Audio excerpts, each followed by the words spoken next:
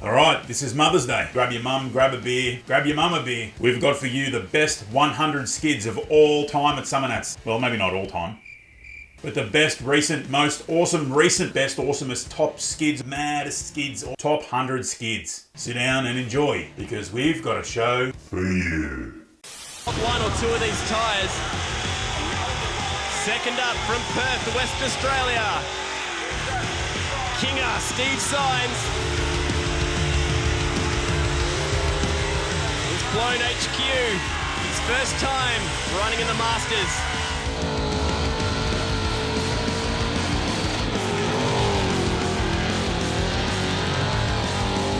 Smoke deviates for just a second, but this looks good early on from Signs.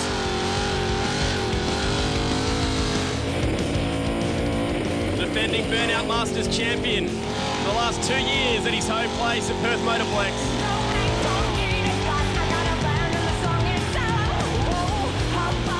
Those RPM just started to dip there. That could be costing him 1 or 2 points, but they're up again.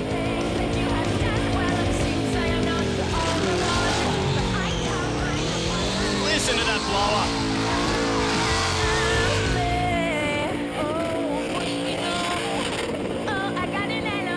A few drops of rain out here as we start to shred the left rear tyre. It's slippery conditions. That's it from Kinger.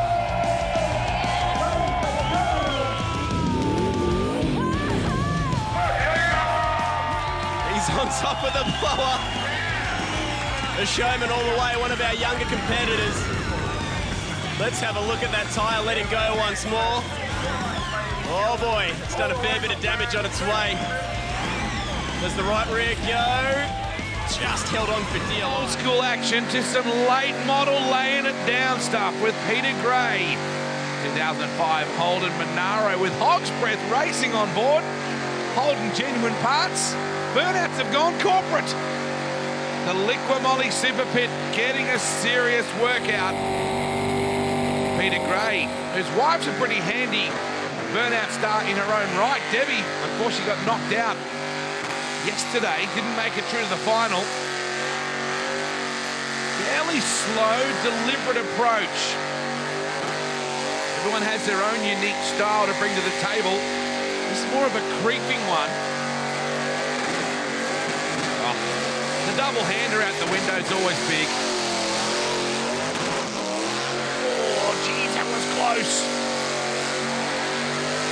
Right up against the guardrail.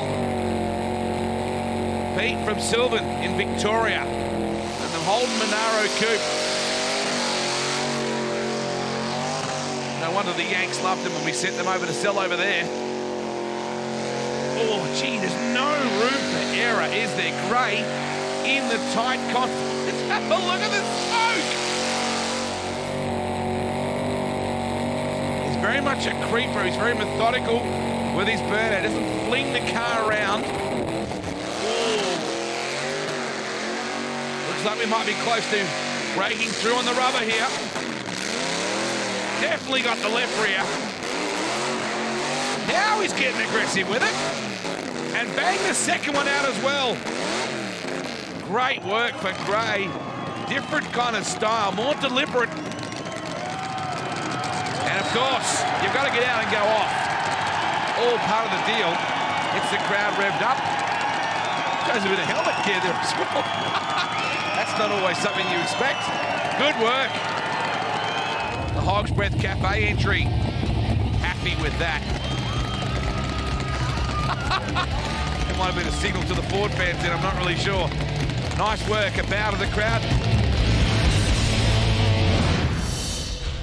How about the crowd at Exhibition Park in Canberra? It's a sea of sombreros as we get set now for the Liquimolly Burnout Masters at Summernats 29, and we're going to kick it off for the local boy.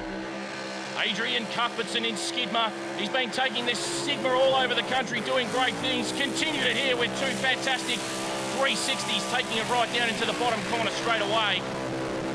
Big Smoke following off the back of a very aggressive tip-in. Fireys keeping a close eye on it. Don't they do a great job? Hopefully we won't need him too much today inside the top 10, and we have lost Adrian. He golfed himself in the smoke already. It's going to be hard for the judges to see what's going on. They have to refer to their other senses, listening and feeling for where the car is to be able to work out what the driver's doing. Smoke scores, which do play a big part in it, will be good, but those tyres are off, and that means even more points. Fantastic first skid to kick off the top 10. He's got the tyres off really quickly. This is such an abrasive pad, the Summernats pad. But was it too quickly? If the skid doesn't last a full minute, you can lose some points, and as Adrian pulls up to celebrate in front of his home fans, with 121.5 for Skidmore, this might be a good chance to touch on what the judges are looking for. Yeah, I'd say he's lost a few points there for not going the full 60 seconds. The way the judges are scoring this is they want to see at least 1 minute from each driver to give them all a level playing field to be able to score them on. Further to that, they're being scored on instant. Cars are normally whittled down to 5 on the final. It was so close to competition. This year they went to 10. Adam Slorick. And have a look at the misses. Going off like a frog in a sock already. The ATS automatic numbnuts. Holden Ute. Now Slorick a 6-cylinder. Beautiful work inside too, isn't it? This is tough for a 6.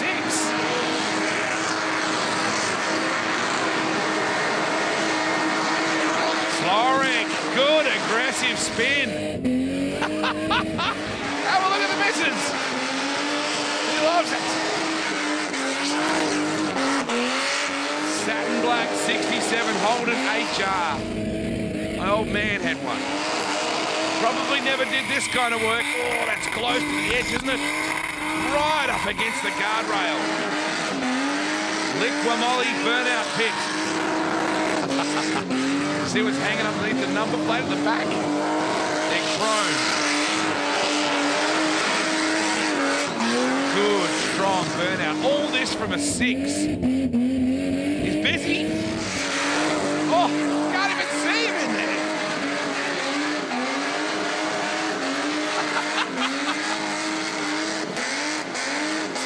Oh, she's starting to get warm. Starting to get very warm. Can he get through the rubber in time?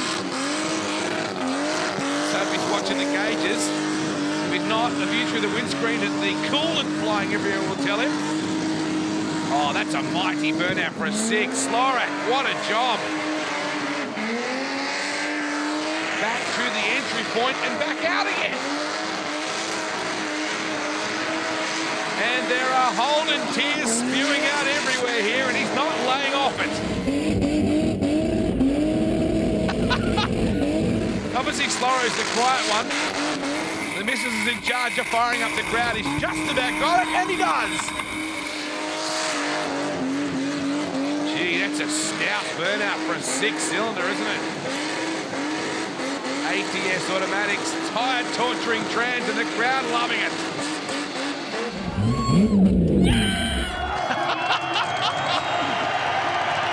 Flores says, eat that!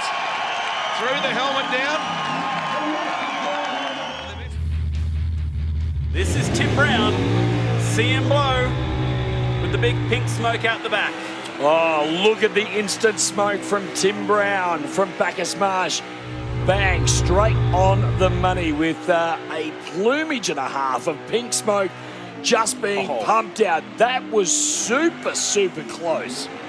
He's playing with fire down here against the wall, but he'll get away with it. Close. Just about knocked the rear end of that car there, but has used a lot of that pad nicely. Again, similarly to what we saw from one Tough HG in the Burnout Championship, that pink smoke is just engulfing the thousands of fans trackside here at the moment. The cameras are just trying to find him. There he is. He's gone all the way to the start line under a cloak of smoke at the moment. Picked up his spot here in the Masters at the UBC, the Ultimate Burnout Challenge in Winton, back in February of last year. He made that step up to Blown Injected about 2 years ago now, and did finish inside the top 3 at Summernats 30 a couple of years ago. Yep. Which got him his ticket into last year's run, and has really made the most of his time in the Masters, now going back-to-back, first time in the top 10. That was big from one of Melbourne's best now, Tim Brown. Masters. This bloke goes way back. He's been doing burnouts for 20 years, sick Mick Brasher. In the little Toyota on roids. Look at that. Even before he's got out of the launch pad, he's done a couple of 360s. The big Aussie mitt out the window as well. Legal powerhouse entry. He's always been like this. If I remember rightly, he used to have an LJ Tirana with a 350 Chev. Used to go pretty hard like this thing is as well. The 73 Toyota Corolla KE20 Coupe. Look at all the iPhones. Everyone trying to get a shot of Mick Brasher. Love that. Yep. This is the kind of style that's made him one of the burnout favourites. Look at the rubber. Well, Brasher absolutely on it here. Ooh, might have just shut down a little early. So Brasher might be putting this one to bed early, but man, he absolutely wowed them. This is the premier burnout competition in the country. Now, How about luxury? This? Yeah. A sprint car motor. Yep. In a Hilux. Lee McKenzie, 377 cubes, I think, of sprint car motor. For the Speedway fans, this is the next Stephen Lyons motor out of Mount Gambier in South Australia. Very capable sprint car driver. Let's see if it brings this man some good luck in luxury. And we know those sprint car motors like to rev. Yes. And Lee is certainly not shy when it comes to the right foot on the accelerator or the gas pedal. It's amazing. Under 400 cubes, but making 800 horsepower, he tells me. Crazy. Wild stuff. He's out of Hamilton in Victoria. One of 13 guys to have their first appearance here. A teammate of JD Gonzalez at Tread Cemetery, the winning team at Tread Cemetery, and they're representing right here at Summernats. They certainly are. We will see JD a little later on, his teammate from that event. But for the moment, Lee McKenzie is doing his best to cement his name in the history books and potentially get his name as one of the top 10 to progress tomorrow through to the finals. It's all about tomorrow, but for the moment, it's about getting the job done here in this qualifying session. Wow. And Chad, job is done. Tyres are off. A big skid, crowd like it, got over the 1 minute mark. Street Machine. If you don't read Street Machine, follow their YouTube channel or visit their website for great content. What are you doing with your life? Nothing. That's what you're doing. For all the latest on all things Street Machine, visit your local newsagent, buy a magazine subscription on their website now. They got all sorts of mad stuff. Turbo taxis, LS powered MX-5s, and the best street machines Australia has to offer. Do it now. Out pad right now. Bit of classic Aussie muscle. Look at this thing. The 1-tonner. 72 Holden 1-tonner. Matt Power behind the wheel. Good angles we got going here. 4 different perspectives on all of it. You choose which one you want to look at. Either way, it's power cam. Passenger absolutely loving it. He's already starting to cough and blow with the smoke, and it's only early in the burnout. Power, bit of a lift back at the right rear. This thing looks very sharp. The HQ 1-tonner, 1972. Thank you very much. Back in the day, a pretty handy tradie vehicle. Right now, a bit of old school burnout power. This thing runs. Big Chevy poking out through the front. Again, you just get 4 different perspectives on what's going on for Matt Power. Pretty casual behind the wheel. Arm out the window, just the occasional 1-digit wave. Fans are loving this. The old Holden smoking up a storm on the Liquid Moly burnout pad here at the Summernats. This thing is eating this eating these tyres. Have a look at the sparks and the flames. That's an epic burnout. Power. You can see why his last name is relevant in this situation. Power by name, power by nature. Look at this. Down to the steel. Flames belching out the side. Yeah, baby. That is one hell of a burnout. That has got to be a chance for victory. Armour of melting rubber it is. Jason Earl now. Bit of Ford action for you. The 82 Ford Fairmont XE. And it lights up easy early. Nice artwork on here as well. The Liqua Moly Burnout Masters. The big Ford flag comes out.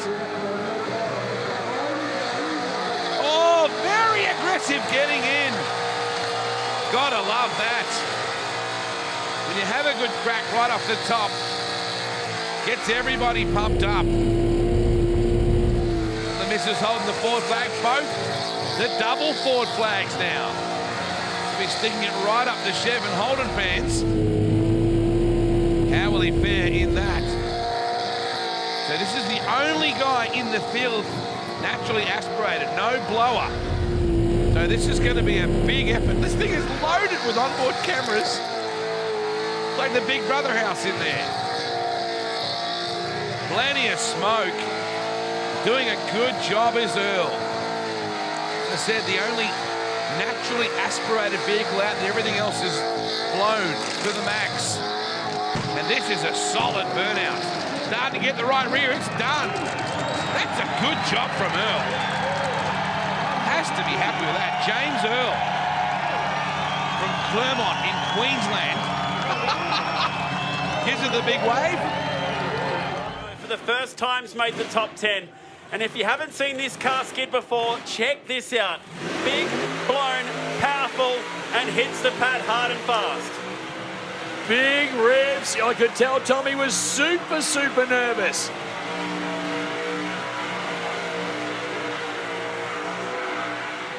Wow. The plan of attack, well, we'll see where it goes. That's the plan of attack. And I'll tell you, where's it gone? Everywhere so far. Huge. Huge start for Thomas Beltrame right now, Jace. Dude, off the freaking hook is how we would explain this one. Just needs to use some more pad here. Got to get that car moving. Everything else has been perfect. Now he gets it moving. That's okay. Now he uses the rest of the pad. Oh.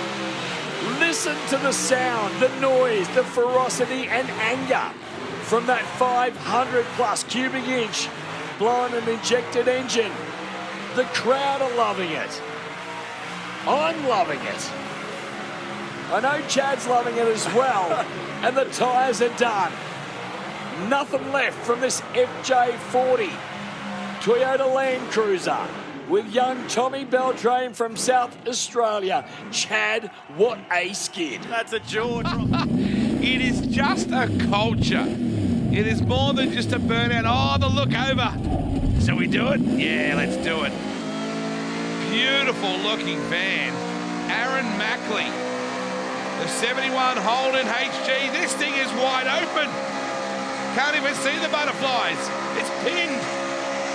Look at this. So forget the slow, deliberate approach. Just nail it. Oh, man. Oh, look inside the car. You can't see a thing in there. It's like a Cheech and Chong movie.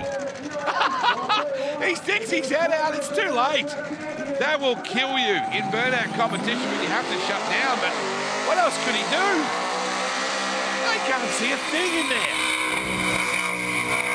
Spectacular and somewhat spicy airbrushing on this car as well. Aaron Mackley. Aren't there some great characters?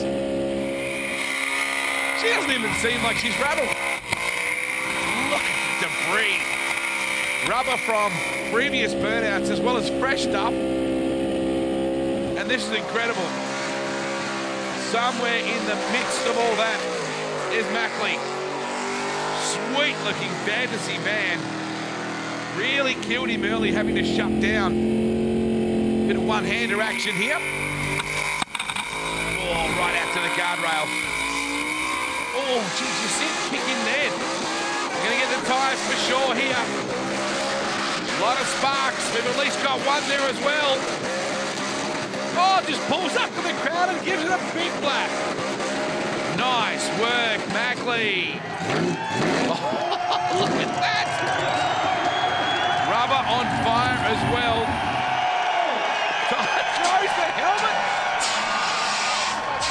Well, he's disappointed. You can tell he knows. He couldn't see. It was absolutely like a nightclub dance floor in there. He goes, I couldn't see. He knows it's killed him points-wise. Final burnout competitor in the Liqua Moly Burnout Masters, Steve Edsel. He's got the last chance to throw something big down. Away we go. And he hooks her in pretty nice. Good looking start for Stevie Edsel. Passenger looks pretty animated as well. Good smoke, good movement. Nice precision. He's into it early. Dramusa, the car before, an epic run for him. So Edsel knows he's going to have to pedal and pedal hard. Not sure if there's a benefit in coming out last or not, but either way, he's trying to make every possible post a winner here. 77 Ford GT Falcon Ute. Good burnout. Strong. Keeping the car moving. Plenty of smoke down there.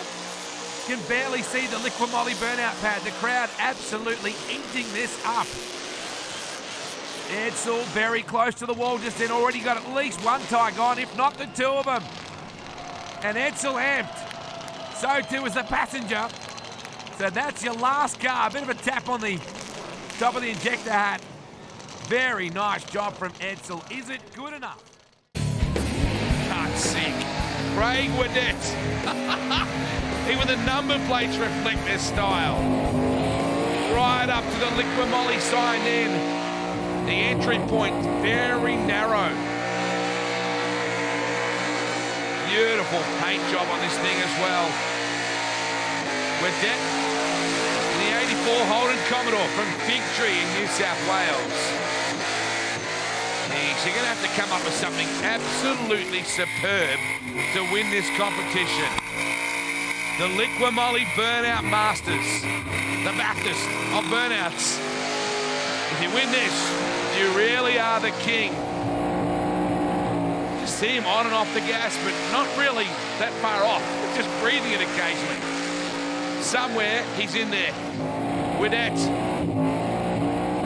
Jeez, as a judge, how do you not get numb to what you're seeing? How do you pick out individuals?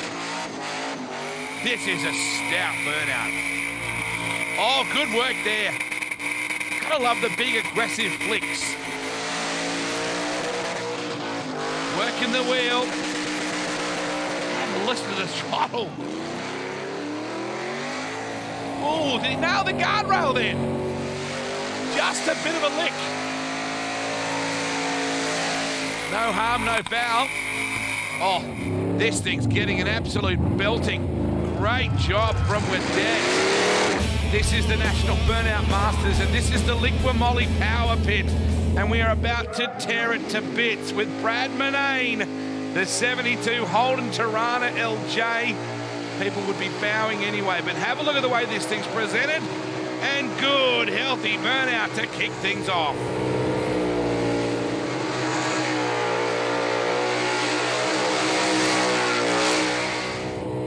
Effortless burnout to get things started. Nice little 360. Manane out of Delacombe in Victoria. Spectacular paint job. Crowd absolutely loving it. Everybody loves some serious Tirana muscle. And just look at this crowd. Liqua Moly right behind the Burnout Masters. Oh, that was close. Not much margin for error, is there?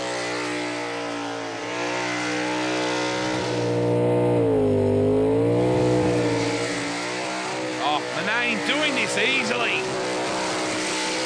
As always, you've got to have a passenger who's got the obligatory one finger out the window. Oh, good work. Manane gets the crowd pumped up. And the big fella's cranking as well. Nice way to kick things off for the final. 24. Wouldn't want to be a judge in this competition so far. Matthew Power. Look at the paint on this thing. A very deliberate approach. The 72 Holden HQ 1-tonner. That is a sweet ride. Imagine the load these motors are under at this point. The big Chev. No airflow, to say the least, to keep these things cool, to help them work. Working in effectively a 30 to 40 metre strip and dense smoke. These things aren't exactly breathing anything but their own tyre smoke, you would think. Good, classy burnout to start things off. Working well in tight spaces.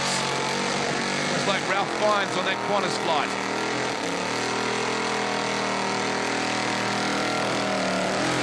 Ooh, good smoke, running out of room here. Oh, it does it easy. How's the casual nature of that? Oh, how do you get a photo of that? Photographers down there trying to get shots, and honestly, more smoke than a Rastafarian Christmas party out there. What's been amazing about this run from Power is he hasn't used the tennis court. He hasn't used the actual big backyard here. He's just been charging up and down the driveway, so he's been manoeuvring around in tight confines the whole time. And technically, that is a superb burnout. Very nice job. The Liquimolly Power Pit getting a workout, but only in the narrow bits. Power, superb. Right rear about to give away. And he's seriously unloading some horsepower through those rear tyres. Look at the distortion in the rubber there. This is a superb job. Look at the crowd and the judges, very impressed. And Power on the rims now. Refuses to get out of the bucket. Handy job. Crowd will love this. So will the judges. Power. It is a tough burnout. So Power leaves the arena. High five. The burnout fans. Gary Myers in the 66 Ford Mustang Coupe. Just look at the passenger. Oh, purple smoke too. What a way to kick things off. He's entered in 2 different cars in the top 10. They whittled them down from 26 to this gutsy top 10. Look at this, purple haze. Jimi Hendrix would have been stoked. What a tribute, burnout style. Somewhere in there is a very meaty Mustang. Myers working his way back through the purple smoke. Plenty of sombreros here at the Street Machine Rare Spares Summernats. They watch the Liquimolly burnout pad get turned into a purple cloud. Myers, nice and slow here through the centre. Crab walking it. Listen to this engine. Myers just inches away from the concrete walls just then. Very difficult through here. You can barely see where your car ends and where the concrete begins. Myers, the big Aussie flag out the side. The rogue mitt appears out of the side. Now they're firing up the crowd. Myers, a sturdy competitor. One of the greats of Australian burnouts, that's for sure. Good precision driving here. Heading back now towards the starting area. And looking to flick in a nice little 180. Turns it back on itself beautifully. And the crowd absolutely loving it. Out the boys get, demanding respect. And getting it from this Summernats crowd. What a way to kick off the top 10. Gary Myers and his wicked Mustang. Reflected in his total score. Here's a cool story and another crowd favourite. This is Tough Street. Qualified via the wildcards on Thursday. So this is already his 3rd burnout this weekend. Can he get the job done? It is a great story, and what a tip in. High speed, comes straight down the bottom end. Judges will be looking for that stuff. They want to see excitement. They want to see a little bit of bravery out on the burnout pad. Phil's certainly showing that at the moment. Supercharger towering out of that bonnet. He's very close to the walls, trying to almost copy what we saw from Iplane and using a lot of the burnout pad. Oh, this is fantastic driving. It's at high speed. Those concrete walls don't move for anyone. Massive smoke scores, massive revs, and he's throwing it around like he stole this car. Back up the exit pad again. Oh, that was close to the wall. Missed the top 10 a couple years ago. Oh no, he's hit the wall! He's tagged the wall! He got the wall there, and that's going to cost him for Oh, sure. that is heartbreak for Phil. The bumper's hanging off it. He was right at the end zone, and he drops the football within sight of getting the win. He had 10 seconds to go. That would have been one of the best, if not the best burnouts we've ever seen in the history of the Summernats Masters. How much will it cost him? He finishes the burnout off. It was impressive, very impressive. Yeah, there you go. But unfortunately, hitting the wall has cost him. That would have been the one to beat. I have no doubt about it. That would have been the one to beat. Well, it started off so strong. I was going to say he missed the top 10 here in 2011 by one spot. Finally, he breaks through to do a skid on Sunday, and he just seemed to be reveling in it. Oh, he did. Look, I mean, look at the speed there. He's coming in at 50, 60, 70 kilometres an hour, and it's not dropping an ounce of smoke. That is ridiculously hard to do, and very, very game as well, mind you. These walls, look at those things. They're 12 inches thick. Oh, there it is. Yeah, that didn't move, and he hit that hard. It's a good nudge, all right. Such a beautiful finish on that car. He's actually been helping the boys from PPG prepare cars for the Maguire's Pavilion here this weekend, so presentation's key thing for him. There it is. So he would lose 10 points from each judge from that shunt. This man, number 6 to come out in our top 10. Steve Edsel from Shepparton in Victoria. Huge tube, small block Ford with massive revs. What a moment it's been to get him to here right now in the Burnout Masters top 10, going through the top 30 yesterday, which he got his golden ticket from last year's Burnout Championship. So he's gone through nearly 300 competitors to be here inside this top 10 right now. A massive ask for Steve Edsel. He's bringing his A game. Well, Steve hasn't been on the national scene too often this year. He's competed in a couple. I think went up to Northern Nats in the far north of Queensland. Did the Ultimate Burnout Challenge, maybe Brashnats in Victoria.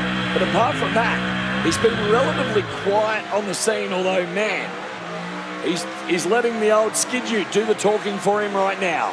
He's got to keep the momentum up. Smoke scores are through the roof, but yeah, just got to keep driving that car, using the pad. Joe just want to see movement. Smoke starting to thin out just a tad. It's been super thick prior till now, but now it's just starting to thin out a touch. One tyre off the back of the Skid Ute XC Ford Ute. Easily cleared the 60-second barrier, so not going to be too many deductions here. Good skid, Steve Edsel. None for my mind, that's for sure. Well, great job for Steve Edsel. Certainly. There's no other word for it.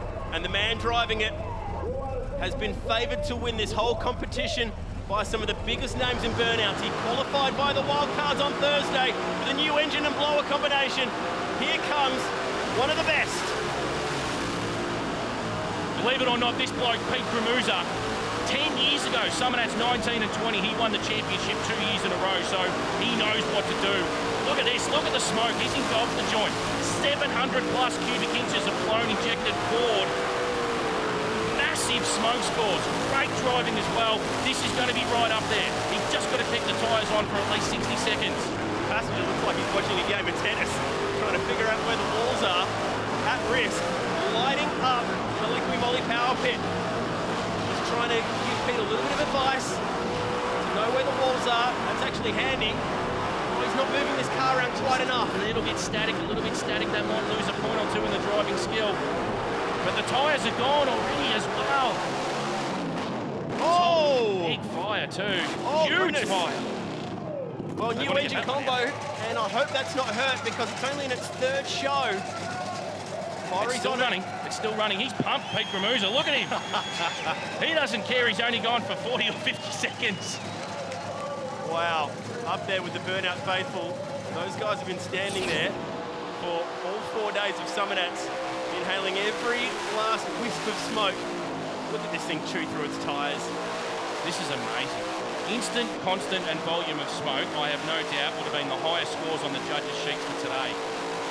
Driving skill, not quite at the highest end, because again, he engulfed himself in so much smoke, he didn't have the visibility that he really needed to drive the whole pad. Oh. A huge fire at the end, maybe a transmission line let go, or a fuel line or something. A lot of liquid is burning to make that much flame.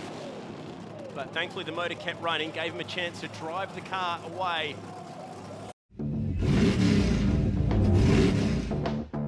Now, here we go for the haters. LS-powered XD Falcon out of Wagga Wagga for the Riverina boys. And man, Rob Cottrell getting very, very close to the concrete barrier on the tipping. Yeah, well, he's done that donut. He's thrown it in before he's actually hit the burnout pad, so he's had to pull that around. And then you can see not enough momentum to get the full 360, so he's had to come back again. The car's sort of pulling him that way. Not much you can do about it at that point. Now we see him go into the burnout pad. Plenty of revs the whole time, so just trying to keep it off that limit. You see, they only have to crack those butterflies a little bit, and those revs shoot straight up with mechanical injection. And now we're going for the extra shoot. Let's go and use up a bit of that real estate. Well, 2019 was a nightmare year for this man in the Burnout Championship.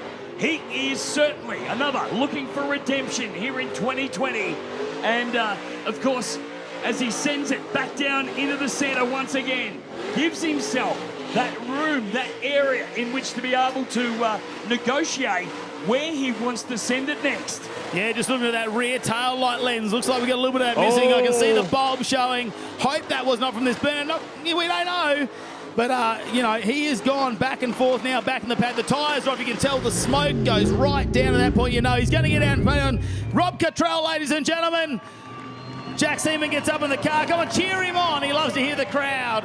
Well, Canberra, he may have an LS on board that Ford Blue Oval XD, but you've still got to love a tough skid. And that is what we just saw from Rob Cottrell. Comes in a little bit shallow there. Doesn't only just makes the pad, but not enough momentum to get the full donut.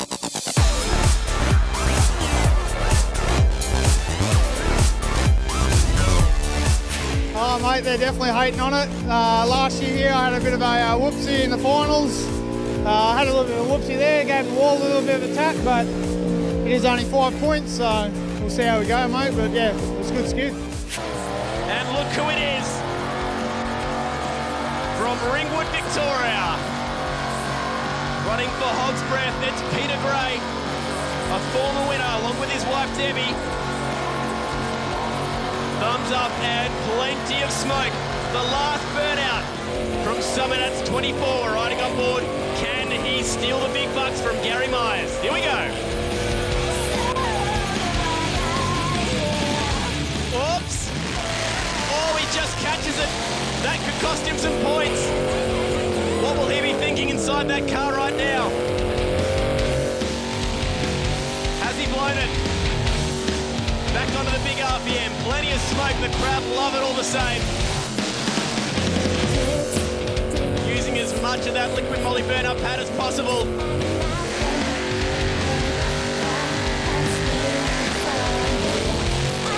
Plenty of RPM and some sparks. I'm positive I saw some sparks and maybe some drivetrain issues at the back of this Monaro. The man who's been riding exhibitions for years, but this is their chance to compete. Has he done enough? Oh, there goes the right rear. A few more revs and that's it for Peter Gray. No, keep going. He's done. An almighty cheer. Will it be enough? Let's look at that right rear letting go. Bang! Just shreds it. Six-cylinder in the field, and this stout old ute runs. Crowd loving it. But old numbnuts here, as it says on the license plate, that's not my opinion of him. This guy has a huge set. The liquid moly burnout pad, a different kind of intensity. Sloric got himself into the finals at this event last year, and he's very clever how he works the liquid moly burnout pad here at the Street Machine Rare Spare Summernats. Look at the smoke! The ATS Automatics Holden in very good touch early. Slorac's a very competitive person. He's also very clever in how he gets this thing around. You have to be awfully careful that you keep the momentum up, particularly when you're running a 6 like he is. 67 Holden HR. You would think it's not very often it gets hammered like this in any other corner of the world. But certainly this bloke knows how to do his burnout. Back into the very tight section here. You've got to be so careful. Turns it back on itself. Oh, good work there. Oh, I think he just clammed the wall. Just got the concrete then, but powers back out of it. Oh, superb back through the middle. Look at this. Flames out the side. Sloric absolutely pumping. Gives it the big touch up from behind. And Adam, amped as well he might. Sick Mick Brasher behind the wheel. Look at the big inflatable Aussie fingers here. Immediately into the circle work before he's even got out of the alleyway.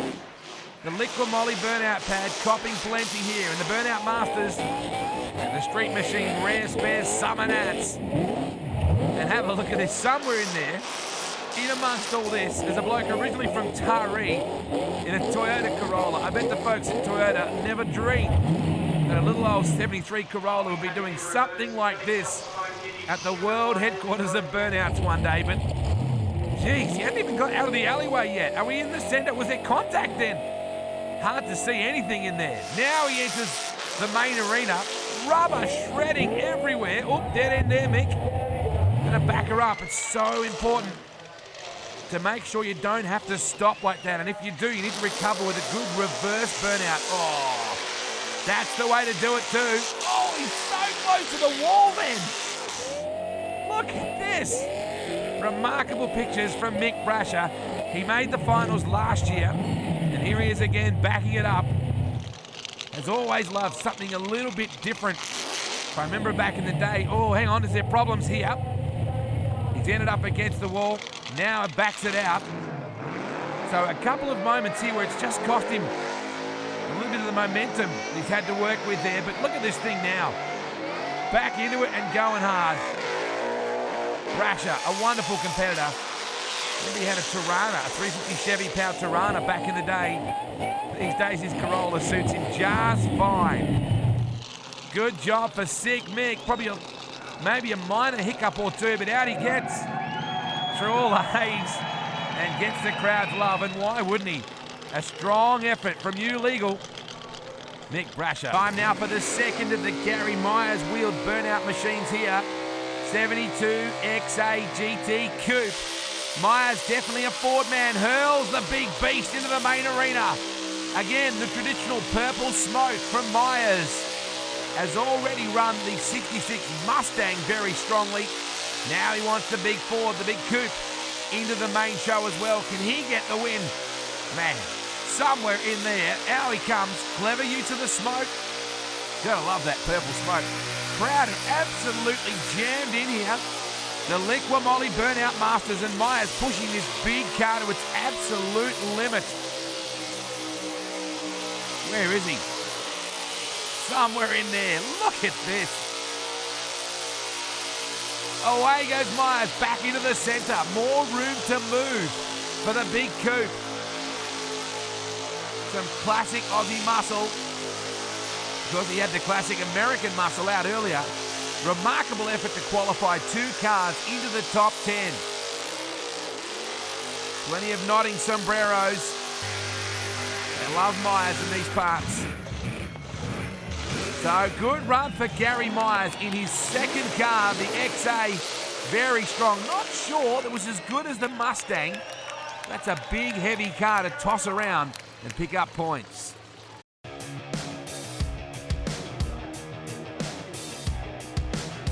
Well, can Steve Nogas be just the second person to go back-to-back with our Summernats Burnout Masters? Peter Gray was the first guy. He won 2006 at Summernats 19 and again in 2007. And since then, over the past 11 years, nobody has been able to replicate that and go back-to-back. Could it be this guy's year? Could it be him that is the second person in the history books to go down as a dual Summernats back-to-back winner? We're going to find out in around about 1 minute's time.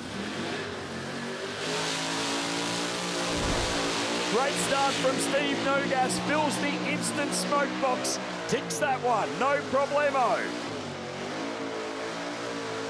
Works his way straight down across the Polytron donut pad to the bottom end. And have a look at the volume, the thickness, the density of the smoke that we've got there now. Those colour smoke tyres are absolutely amazing for density of smoke. As Chad Naylor joins us once again back here in the box, Chad, What a great start for our reigning champion. Yeah, he's bringing the noise back to Summernats right now with this huge combo. And did actually touch the wall slightly in his qualifying skid, but it didn't eliminate enough points to stop him from progressing through to the top 10. That's how good his smoke scores were yesterday. And if anything, this looks like a better burnout than the one he produced 24 hours ago. Look at that, he's worked it perfectly, using the breeze to his advantage. It's pushing the smoke down the burnout pad today, and he just drove out of the mist. Great skid so far from Steve Nogas. Not much tyre left on the back of this Camaro. We've seen it go from yellow to white. He positions the car perfectly to finalise the last few seconds. You spoke about the fact that this thing has got 1,750 horsepower. That's about 2.5 times a V8 supercar engine or a NASCAR engine. Absolute huge horsepower under the right foot of the Victorian Steve Nogas. Still on it, trying to get this car out. He has hit party mode in fine style, but he's essentially got out of the burnout pad now, so tick tick for driving it out. And I've got to the bottom of what happened to Thrasher. It was a fried alternator, so alternator issues for Thrasher, and that's a cruel blow, taking him out of his chance to skid inside the top 10. Hate to see that, but let's relive what was a great skid for Killer B. Look at the colour of the smoke. The vibrance is just amazing from those colour smoke tyres, and you can see the professionalism of Steve Nogas's team. All of the sponsors laid out on the back parcel, the back window there. Absolutely a true champion indeed. Man, that is a potential two-time burnout winner right there after a skid like that. Really powerful stuff. We touched on the fact that it's not been since 2006 and 2007 since we've seen a dual winner. Over 10 years since someone's gone back-to-back. Yeah, I was happy with that today. The sort of wind sort of engulfed us a little bit, but nowhere near as bad as yesterday. Got away from me a bit down the return road. We had to do 2 donuts rather than 1. But we pulled it off. So see what the judges think, really. And hopefully we might be on the podium. You never know. So. Here we go. Burnout Masters are gone. The top 10 for 2020 here at the Summernats are on track now. Look, Bad HT kicks us off. He drew the number 1.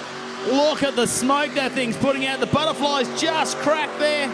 First time in the Masters for this man in the finals.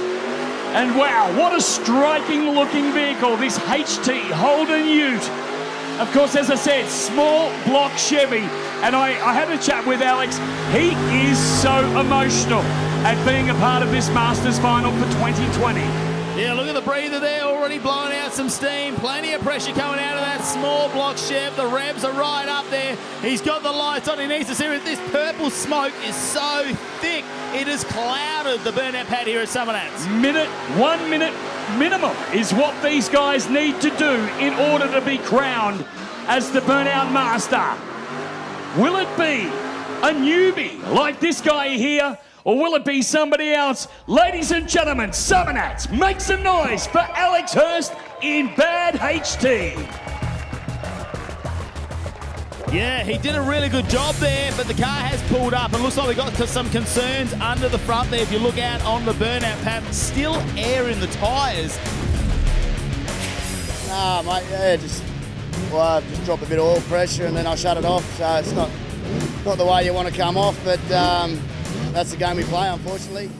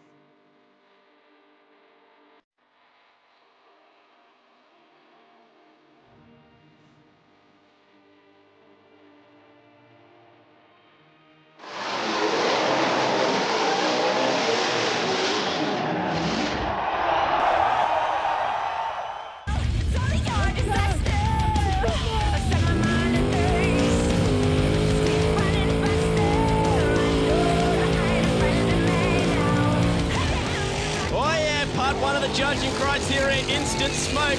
You can tick that box. Covering this crowd. This tiny little KE20 Corolla.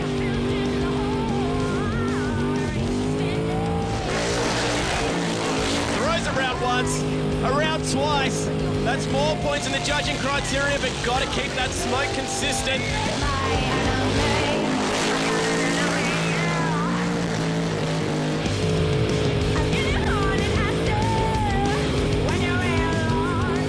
One of our burnout winners last year at Summernats 23, stepping up to the big plate in the Liqui Moly Masters.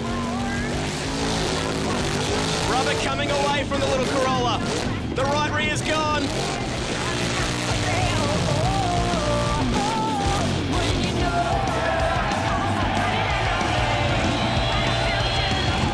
They love it. Mick Brasher, the first of the five, competing for $15,000. How will the judges score that one? Instant smoke, continuous smoke.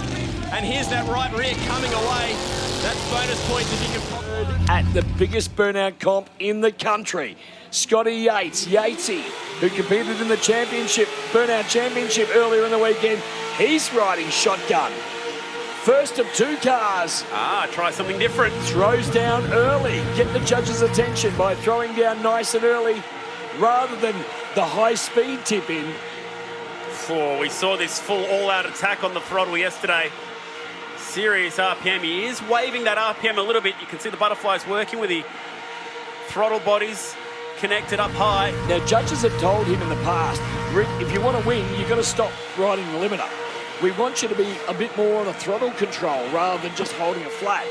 But the funny thing is that with the new car, full on, which we'll see next, he does that. I think it's just his comfortable driving style in this one. All-out attack.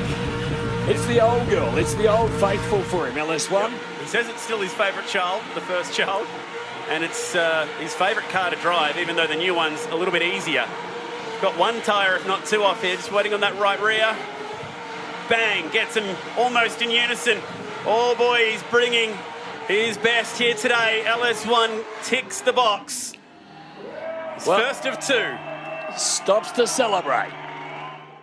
So out rolls Craig Wedette, the Holden Commodore action right here. Crowd absolutely pumping. Have a look at the supercharger on this thing. As Wedette in the cut sick Commodore unleashes. Heads straight into the main arena. Didn't the crowd love the big flick? And he's on it hard, Wedette. You can't afford to leave anything on the table. A minute and a half is all you get to impress. And look at those butterflies. They're open most of the time, as they've got to be. He went from 26 entrants to 10. And you've got to be on your A game here. Full lock sideways in the alleyway. Now he heads out to the Liqui Moly main arena of this burnout pad. The Burnout Masters at the Street Machine Rare Spares Summernats, never failing to impress. Wedette on the hammer big time for all the Holden fans here. Oh man, crowd loving it. Look at that, they're going off. Wedette, very aggressive up on the wheel.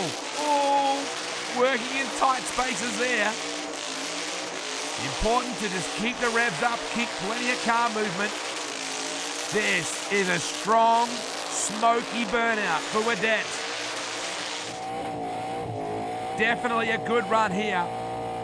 So far it's been on the pin the entire way. Unlike Mick Brasher, who had to breathe the throttle a couple of times and reassess, Wedette has been on it. He's got a tyre already by the looks of things. So absolutely on the pin here is Wedette. Got to be happy with the way this thing is running. Crowd will be loving it. Holden fans, we've plenty to cheer about. Wedette, that is a championship contending effort right there. Superb drive. Moly burnout pad right now with his 2006 Monaro. Good aggressive start. You have to be on it right from the outset in this top 10 competition, bearing in mind we whittled them down from 26 over the weekend. Now to this, and Watson hurls it into the main arena. Nice looking run here early for the West Aussie Fred Watson. Wow, really really close just then to the concrete wall. Watson hanging it all out. Now let's face it, you're going to have to even remotely have a shot at the win. You're going to have to come up with something truly special. At this point, burnouts tend to morph into just a massive big cocktail of smoke, noise and burning rubber. So very difficult for judges to try and pick them apart. So you've really got to stand out from the crowd. Let's face it, Watson's done the hard yakka, just getting across here to the Summernats. Geographically from Western Australia, he's really starting to throw it in now. Crowd loving this. A bit of late model Holden action now. He went from an 84 Commodore to the Monaro with the Fear number plates. Watson, nice one-hander action back into the main arena. Street Machine, Rare Spares, Summernats, Liqua Molly, Burnout Masters. Watson looking pretty handy. Nice aerial shot. We look down over the top. Good car movement, good car control. And if you look carefully, plenty of raised hands with iPhones and with raised digits as well from this Holden loving crowd. And good result for Watson. He exits. Let's have a look at the end of all this to see how he fares, but he seems pretty happy with all that as well. Nice job, Freddie Watson. For Billy Seaton to let loose and have a look how aggressive Silly Billy is right off the line. Oh, this looks very good. Just on the hammer, straight out of the alleyway and into the main arena. The Liqua Molly burnout pads in for a caning here. Fans are loving this. You gotta love a bloke that just gets on it and hurls it down the pad. This is a strong burnout. Every chance this could be one of the title contenders right here, just from the way he kicked things off. 1972 Holden HQ sedan never sounded so good. What a launch from him. Now he's just got to keep up the intensity. That's probably one of the big things. And wow, out early. Just pumping the crowd up, that's for sure. And what tyres have gone off the thing already. Absolutely just melted the thing. And have a look at the bloke with him. That is Charlie Hutton, legendary paint man from the American Hot Rod TV side of things. And just look at Gramusa! Holy cow! He just threw that sucker in. Ended up right up against the guardrail. Oh, complications here. Charlie's loving it. He's got the iPhone recording all of it. It fires again. How close did he get to the Street Machine sign there? What a spectacular XA this is. Peter Gramusa, the 73 Gold Falcon XA Ute. Listen to this thing.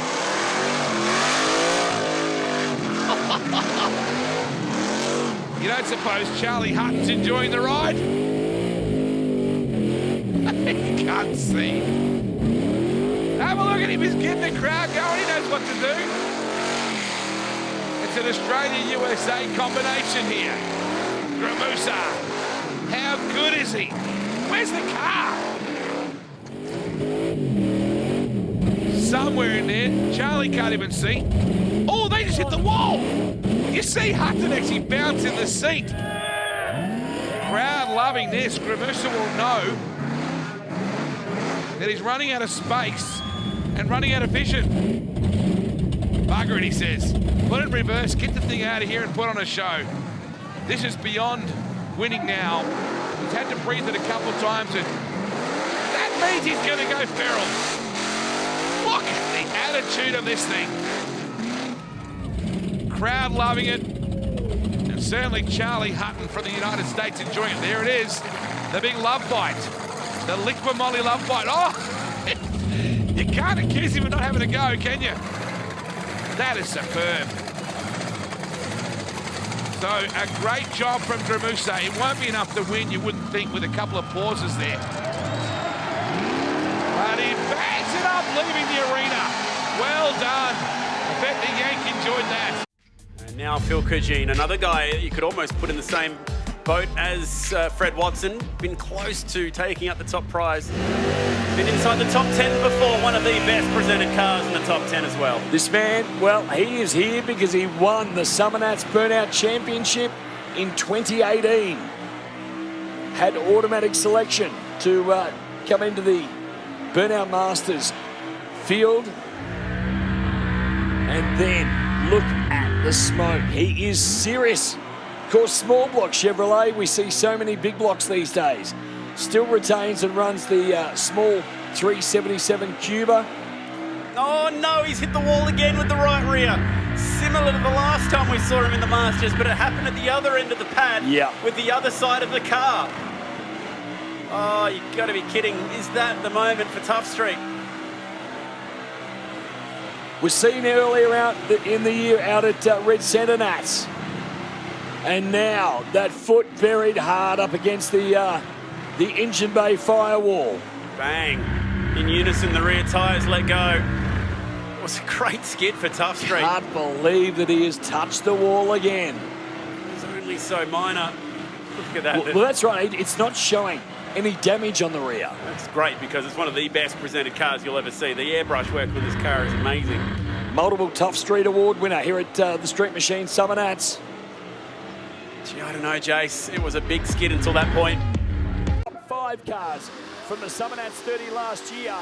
They will be coming out very, very shortly as we get underway with Anthony Page from Western Australia in this HZ Holden Ute. Pagey, he certainly has qualified very, very well, although he drew the #1 spot earlier today. And man, oh man, that's where the pressure is on because you've got to set the bar. You're not chasing, you're not following and trying to exceed the bar that has already been set. You are the man that puts the runs on the board for everybody else to follow. Pagey working the pad beautifully. And of course the judges, they want all of our drivers to use as much of this real estate as physically possible. And Pagey is certainly gone about setting that standard. Fantastic vibe out there at Summernats 31, and this is a great way to kick off the top 10. There's been so much anticipation for today. We witnessed a truly incredible competition yesterday, and there's the first tyre popped in anger in the finals. Pagey laying down a burnout to beat.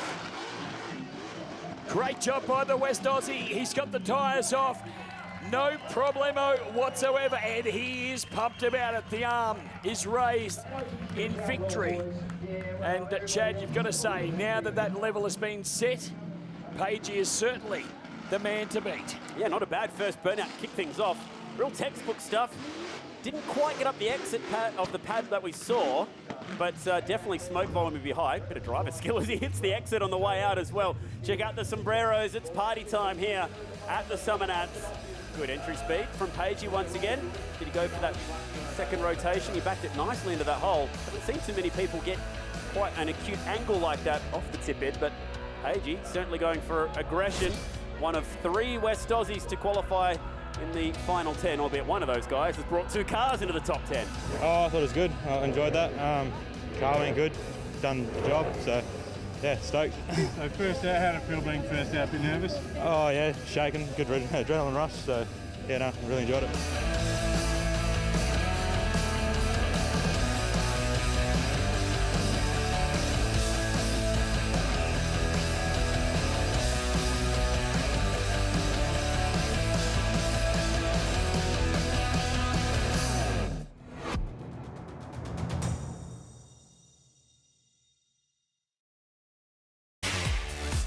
From New South Wales, it is the hammer time about to come our way. These guys have travelled all over the country in 2019 to get their spot here at the Burnout Masters in 2020. Won $10,000 at Gatton Motorfest earlier in 2019, and now it's payday. This is what it's all about.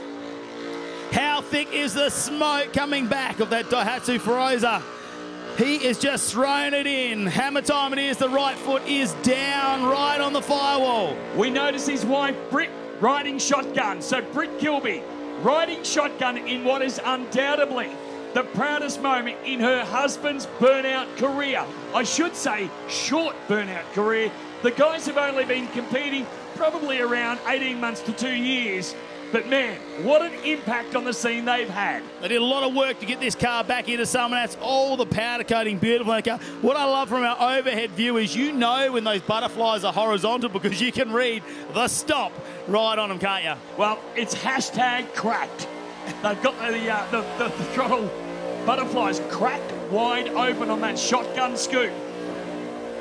So the only car to be a naturally aspirated LS in this field. Of course, no blower, no turbos, no nitrous, no nothing.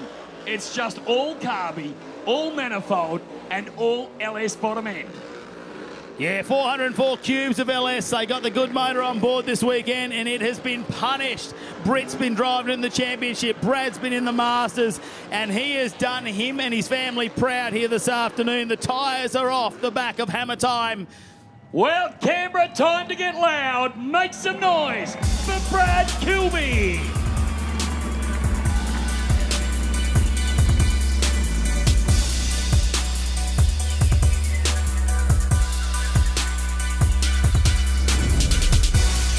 No, it was brilliant just to be here. I'm excited. I couldn't believe it last night when we got the message to say we were in, and just beside myself, only NA to make it in the Masters finals, really, so couldn't be happier. Dad. Got a Holden, got a Ford, got a Chrysler. Do you have a sick VL, a Hectic VK, a VB, a VC, a Mang Mang VN, an XW, an XY, an XT, an XA, an XC, a Tory, a Rana? Yes, I know they're the same thing. Whatever you got. If it's rare, Rare Spares do bits for it. So if you love bits and bobs and pieces and parts, visit their website for a full catalogue and more. More bits, more bobs, more parts, more pieces. All of it. rsp.net.au. 3 cars and 2 drivers remain. Graham Rowe is one of them. And he's about to hit the pad in Gamble. His second time at Summernats. His first time in the top 10. Well, the Queenslander normally does fly. Overcooked it. Overcooked it in a big way. Normally, of course, used to fly the flag with the maroon tyres. But this time has gone with the yellow and striking blue combos. But that was just shocking for the Queenslander. He knows that is the end. He still might place enough to get himself back into the Masters for 2020. Yeah, that was a real shame. It is a shame indeed. Because stopping is 10, reversing is 10, so there's a chance they could ping him 20 points for that. Absolutely. He's gone back on with the job here. Smoke scores have been monstrous. Fair old haze going on right now. You can see that smoke starting to thin just a little, which means that the tyres are in fact starting to go away. I think I just heard one off the back for Graham Rowe. This 372 cube small block Ford powered XE Falcon has done an incredible job, all bar that major problem right at the start.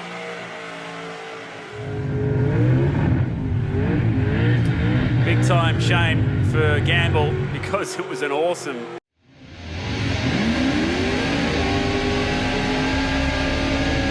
Now it's all about 10, trying to boil it down to 1. Who's going to be the best essentially in the world of burnouts? And well, it's been this man before. Is it going to be him again? Andrew Poole and Iblown. Well, only time will tell. We've got still most of the field to run. Oh, geez, in a really tight spot here, Jace. He might have just scraped the wall. I think you're right. I think he grabbed it right there on the tail. So Really qualified for the Burnout Masters at his home event up at Tropical Meltdown in Cairns in late July 2018. And that rear touch, it was only a brush, in fact. It still counts as -10 though. But he's trying. Shame because smoke scores have been strong. Any deductions today will hurt. We've spoken so often about the fact that it's not about what you do right, it's about what you do wrong, and that's what can win or lose you a crown like the Burnout Masters.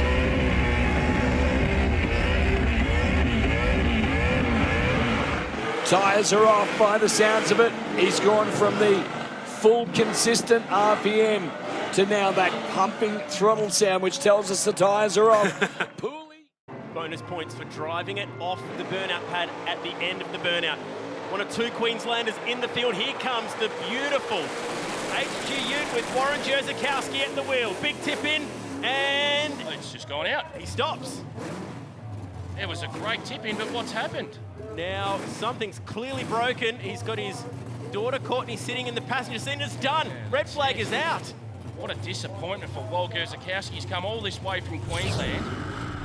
Wonder if something broke in the left rear. Let's see if we can hear any clue as to what happened. Riding on board as he tips it in.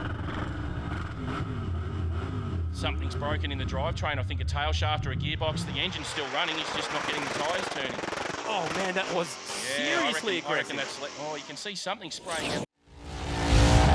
Scotty Yatesy, one of the most excitable young guys on the scene, and he has really stepped up the performance of this car in the last 12 months, and it is showing. He did very well out at the Red Summernats back in September of 2016, right in the middle of Australia. I think took home the win. Yeah, for the second consecutive year, actually qualifying via the Red Summernats, but finished inside the top three.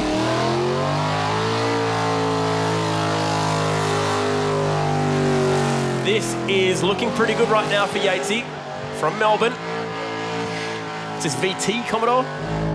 VX Commodore, electrician by trade, Monday to Friday, and an absolute party nutbag come Saturday and Sunday. It's the old analogy, work hard, play hard. And Scott Yates certainly lives by that motto. One of the very good friends of Andrew Lynch. So, as you know, Lynch is a rather loose character. I hadn't realised. And Yatesy is up there with him. Oh, great driving. Oh, beautiful that driving. Was absolutely millimetre perfect at the exit chute. Yep.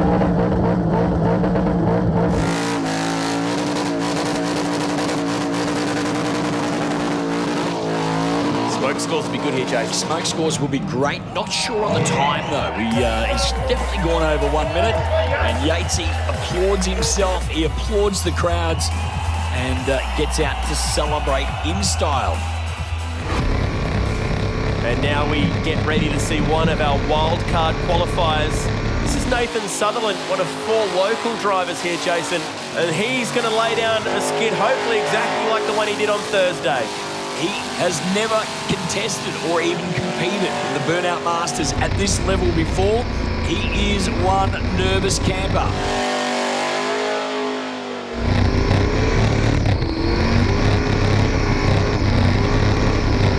We are really starting to see a lot of these competitors starting to use the mechanical side rather than just building a car and then going out and driving it.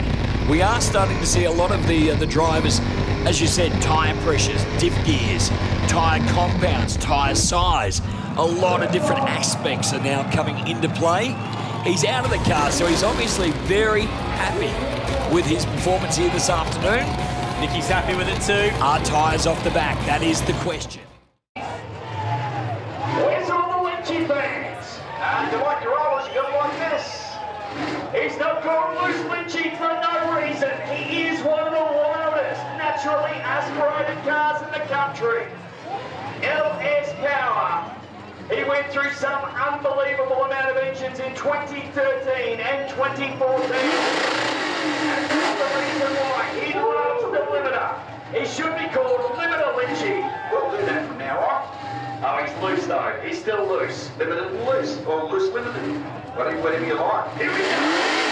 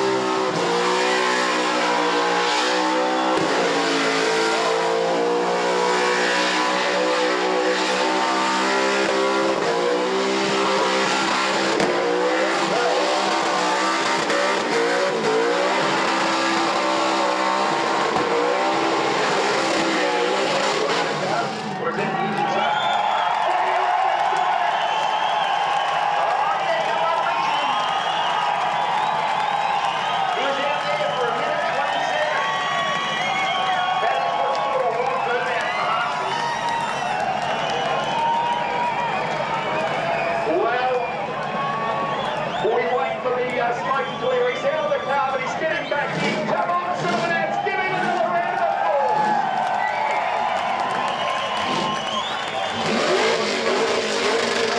Knows how to frame the car, and then he's just sitting. First time here at Summernats. And blue tyres because it's a Ford as well here, Jace. So said that was up the sleeve and ready to go. He's a very passionate Ford lover. He bleeds blue, there's no doubt about it. And just quietly makes the best kebabs or souvlaki. Make sure you head over and see him.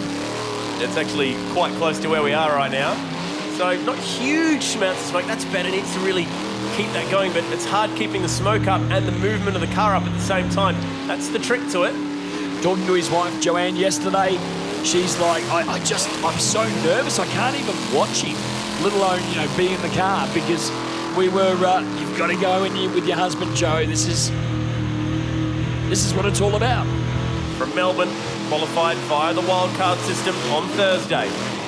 Debuted this car at Red Summernats, like you mentioned, and man, hasn't it really struck a chord with the Blue Oval fans. We've lost him. He's in there somewhere. He's past the 1 minute marker, and the smoke scores now would have to be good.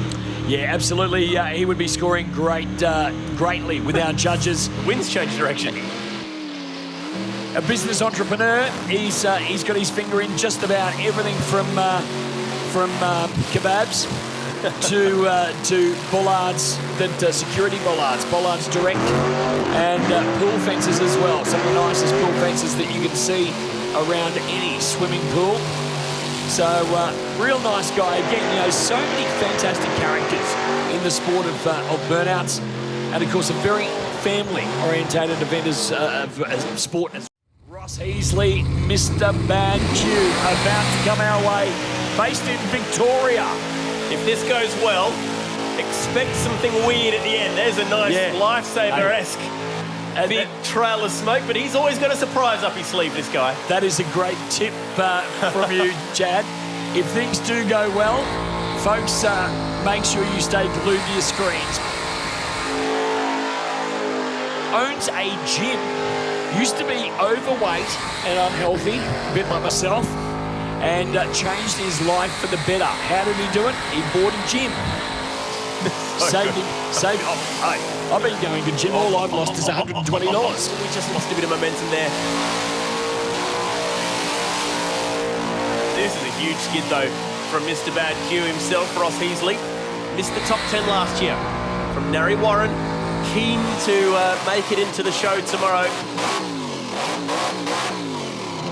I don't know if he's got any gears. He's pulled up. He had a couple of hits. The weirdness is about to come our way, folks. Go. Stay tuned. Wherever you're watching.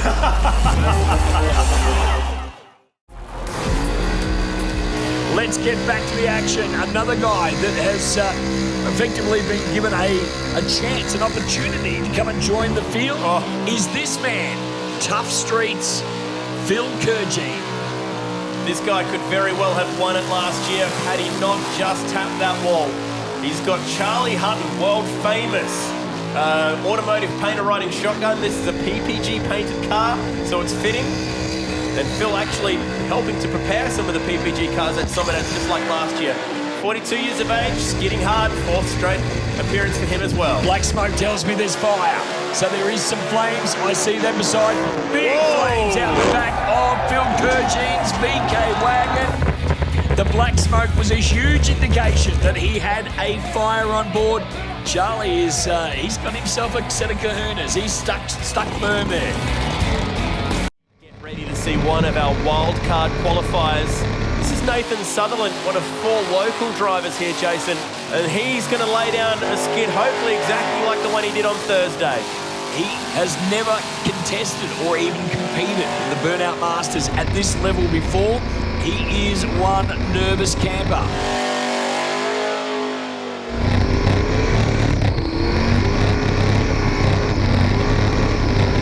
We are really starting to see a lot of these competitors starting to use the mechanical side rather than just building a car and then going out and driving it. We are starting to see a lot of the drivers, as you said, tyre pressures, diff gears, tyre compounds, tyre size. A lot of different aspects are now coming into play. He's out of the car, so he's obviously very happy with his performance here this afternoon. Nicky's happy with it too. Are tyres off the back? That is the question. It looks low in the back end. I almost think... The CV8 Monaro. Oh, what a moment this is for Fia. It's the one thing on the resume that's missing, isn't it? This is the time. If he wants to finally break this hoodoo, this is the moment that he needs to clinch. He's come a long way. He's been a runner-up here back in 2017. Great entry into the pad, lots of smoke. Can he harness the power that he needs today? We saw Fred let the thing run off the brake at high speed. He tipped it in beautifully, which just tucked him in on a nice 45-degree angle. And he had the choice then to either go left down towards the finish or right back up towards the start. He's opted to stay right dead centre in that Polytron pad.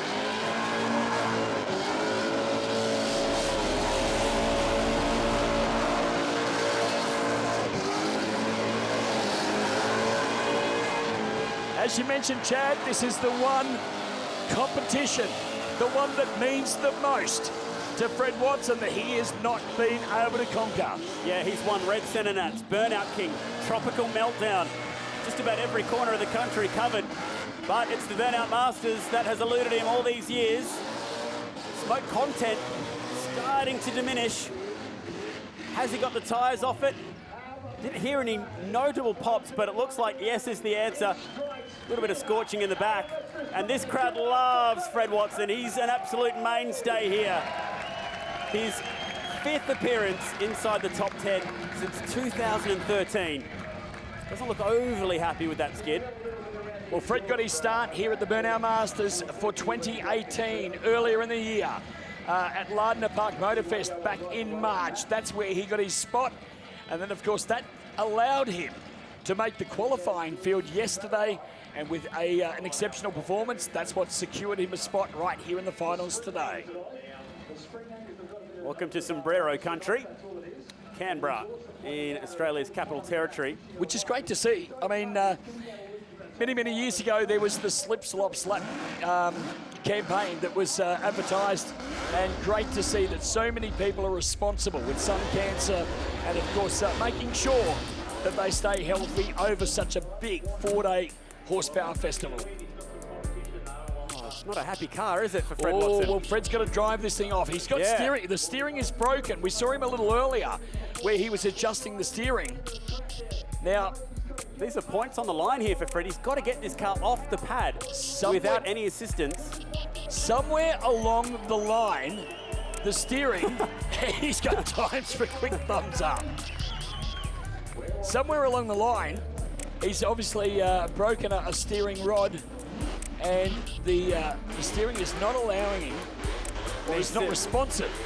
Oh, needs to get it turned hard left through the gap. That's important.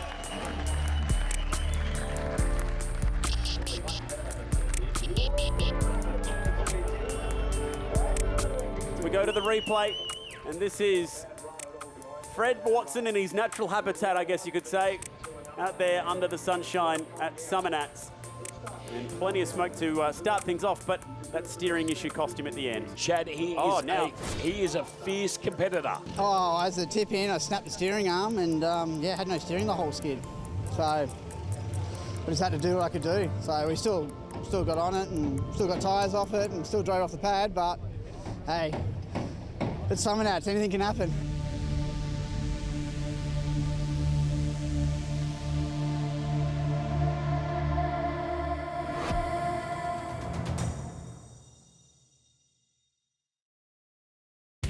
Welcome back to Exhibition Park in Canberra. We're checking out Summernats 29. Big crowd of all ages here for the Liquid Moly Burnout Masters, the jewel in the crown of this whole weekend. To win this championship, you're probably the best in the world. No question about that. These are the best burnout cars in the world. And this guy is one of the best few in the world. There's no doubting that whatsoever. Steve Loader in UC Smoke. Big block, blown injected Chevy up the front of this HT Premier. Beautiful car it is. Trying to qualify reload into the Masters. Couldn't quite get the double ticket, so he's going to stick to what he knows with UC Smoke. And I'm seeing plenty of it right now. Good start from Steve. Nice high-speed tip-in. Good levels of smoke. A little bit of flamage out the back, but it looks like it's gone away. Geez, that fire would want to stay away right now because this is a good skid. The fire gets worse, the fireys will jump in there and call it quits to it.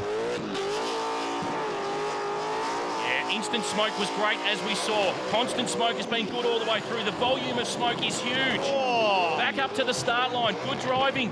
Oh, it didn't quite hit the wall. I think that was just the smoke. Just the exhaust blowing the sign around. And he's got the tyres off already. Oh, it's quick. That's pretty quick. I think that's going to cost him not getting to the 60-second mark. Unfortunate for Steve, because it was such a tough skid. It was big, all right. Driving it around, maybe trying to fool the judges that it's going for longer than a minute. That's just party time. He's come all the way up here. Oh, man, not a bad score, but not quite there. Crowd goes up. We have 2 Victorians that have made it through to the final 10 here today. We'll see Pete Ramusa soon, but let's ride on board with this skid for what was a powerful tip-in. Yeah, nice tip-in. He's got it in nice and early, and you can see he's come around and done a genuine 360. He had an opening to go back down to the finish line, but chose to stay in the middle of the pad again. That might have cost him a point or two on his driver's skill as well. But yeah, just getting those tyres off in 45 seconds or so, that's what's cost him one of the biggest scores of the day. He's still happy though.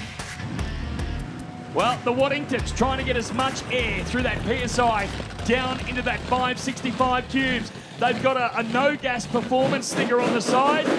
So, of course, Benny No Gas helping Mark out with this car. And, man, he gives it a tap on the dash. Come on, baby. Don't let me down.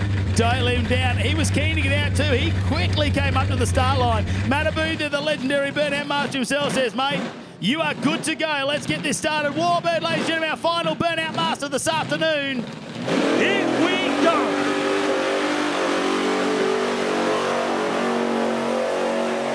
Nice big solid start for the XP Falcon known as Warbird. The Waddingtons, of course, owners of the Rod Shop down in Castlemaine in the Victorian region. And wow, they debuted this car a little over 12 and a half months ago. And they've really found their footing well and truly. A really big car to be throwing around. I'm not sure if we saw an impact there. Oh, I can't make a call on that. That is close. Nor can I. Tell you what, this car is wrapped. That may just be the sticker he took off there because that is so close. I'm going to leave that one for the judges, but look at this. He's thrown it straight back into the smoke. No care for anything. You can't see a thing. Our overhead cams are the best view and we can barely see where he's going. So it is hard to see. Look how close he is to the wall there now. A little bit of air goes to the side. You can see where he's going. Gets the car turned around and all of a sudden the noise is out. The 565 has gone away. Well, tyres are not off as yet to our knowledge. It doesn't look so. It looks even, doesn't it? It looks like there's air in those tyres. Absolutely. Mark gets out of the car, goes to have a look up front what the issue is.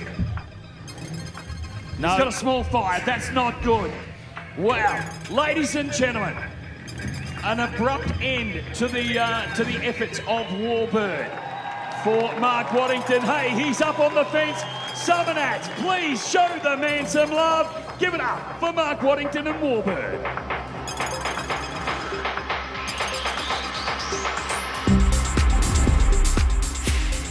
It just goes on and on. It's one of them things. If one little thing can lock it and grab an engine too, so the stupidity of staying into that would have cost me an engine, maybe a transmission, might be $5,000, might be $50,000. You just don't know the extent of it. So, like, I'm really disappointed. My team's done a cracking job. The car was on.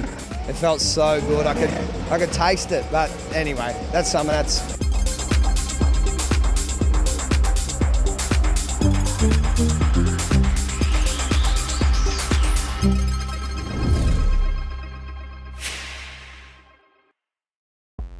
Dad. I used to work in a panel shop as a spray painter. True story. I used to turn up to work early every single day. One day I was 10 minutes late. The boss said to me, "Why are you late?" And because I was a young smart I said, "You never thank me when I'm 15 minutes early." Not only did that go down like a mouth full of nails, I had to wash the entire complex for a week. And I was a painter. I wanted to paint. And our paint supplier at the time was PPG. These guys. So if you want to use the best paint in the world, don't be a smart to your boss. Be nice, be kind. PPG. Get the finish on your car that you need. Shiny, shiny. Here comes Mark Siracusa with the on it, Holden Tirana. Let's watch for the tip in. He's gone deep. He's gone too deep. He's in the fence. He went so deep he has nosed it into the tyre barrier and the concrete. Let's look at the replay. He went deep, way deep into the tip in. And then just locked the front brakes and momentum carried him straight through. Panel damage doesn't look too serious.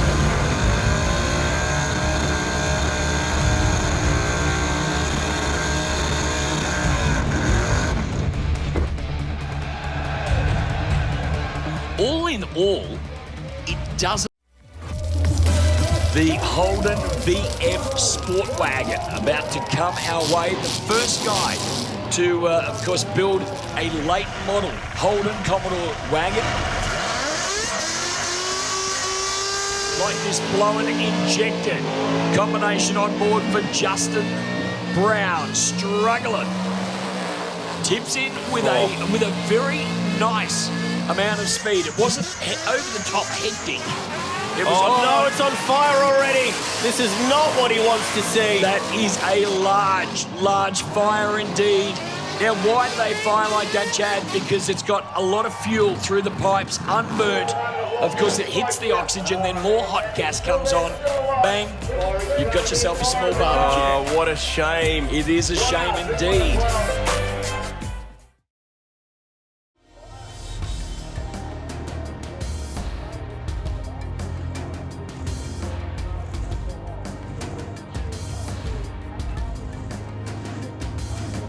Jack Seaman, loose cue. In fact, issues where we're not seeing Jason Schmidt. He drew number 5. It's now number 6. Jack Seaman in the Masters for the very first time out of Wagga Wagga. This blown injected small block makes around 1,000 horsepower. And that's to the rear tyres. So far, so good for Jack. He delivers a nice, hard, fast tip in. And again, another of these drivers to go straight down into the bottom end exit chute. Spin it around and then to bring it back straight across the donut pad up towards the start line. Effectively a straight line burnout so far with a 180. Now, like we saw from Matt James, he will no doubt finish off this performance right there, dead center of our donut pad. The Polytron Lubricants donut pad, of course, is where the action is at. Right here at Street Machine Summernats 31. And Jack Seaman absolutely smoking in the pad, the grandstand and all the crowd. We've got 5 first-time finalists in the 10 today and 4 rookies. Incredible that 4 of the drivers who had never been to the Burnout Masters made their way through to the final 10. Jack being one of them, and big-time skid from Loose Q. Actually saw him cruising around the venue in this car early today as well. So he's been driving it around. Now he's out there doing what he loves most. The big fella, Jack, parking it out there today. And again, that's his second helmet in 2 days. Yep, second helmet that he's thrown into the crowd as a memento in 2 days, obviously with a helmet sponsor on board. But man, oh man. Hey, look, there's no point having a car like this if you don't get to enjoy it. And cruising, the cruise route here at Street Machine Summernats is a big part of the whole culture. Absolutely. That's probably the best thing about Summernats. I know Burnout's definitely a favourite with the fans, but when you can just cruise all day around this venue, it really is a lot of fun. Doesn't matter what you're in. And here we go again with Loose Q. Check the tip in, left hand down. Just apexes that corner beautifully as he comes into the middle of the pad. And then, as I said, he was able to come right down towards the finish line. 180 that took it straight back up towards the start. And then got the job finished right there in the centre of our Polytron donut pad. Yeah, it was way better than I was expecting from that. So, pumped, drove off, that's all I wanted. Yeah, there was a few close calls, one on the way in and right at the end, they popped the tyres and it pointed me right at the wall. So I decided to go back down the entry and try and get her back around. Otherwise, it would have hit reverse and that would have been game over. Yeah, I got a little bit excited. It usually happens. Threw my helmet in the crowd again, so that's by another one. John O'Kelly, the South Aussie, with the 3.5s Holden VK Commodore. Of course, runs an LS2 engine on board this car. All naturally aspirated. There's no turbo, there's no nitrous, no supercharger to help with the induction. It is all through the carburetor. Well, has competed at Red Summernats and Gazanats all the way over in WA, so has travelled and has really earned his spot here in the show. Our only South Aussie competing here today. Check out the smoke, Chad. Got to be happy with that. that. For this naturally aspirated little LS-powered Commodore, he is producing the goods. Said a lot of help from SA Worldworks, ULX 110, Tarzia Tyson and Outlaw Speed Shop helping him get here and do what he does. And man, he is using this pad right down to the paintwork on those barriers. That was super close, but of course this vehicle, plastic bumper bars, so we know if they do tag walls, you can see the damage produced by it. This is a problem for him though. No, the first car today to really get themselves in a hole. Yeah. He's going to just call it off there instead of grabbing reverse, which is not a bad idea. Right rear's gone. Oh, you got to love it. He's already used up a good 15 seconds just wheeling this thing on into the burnout pad. Loses a bit of RPM but picks it right back up. This is one sweet looking VN Commodore. Always got a smile on his face no matter how good or how bad his burnouts go. He's just a general happy soul. It's from same location, Werribee, Victoria, that Killer B's from, so definitely a happy place for burnout fans down there in Victoria. And if I'm not mistaken, first time that we're seeing X-Bacon as a burnout master. That was close. It is the first time. It's actually his first time ever at Summernats, I kid you not. What a way to make your first appearance at the Nats. Tyres off it right on the minute mark.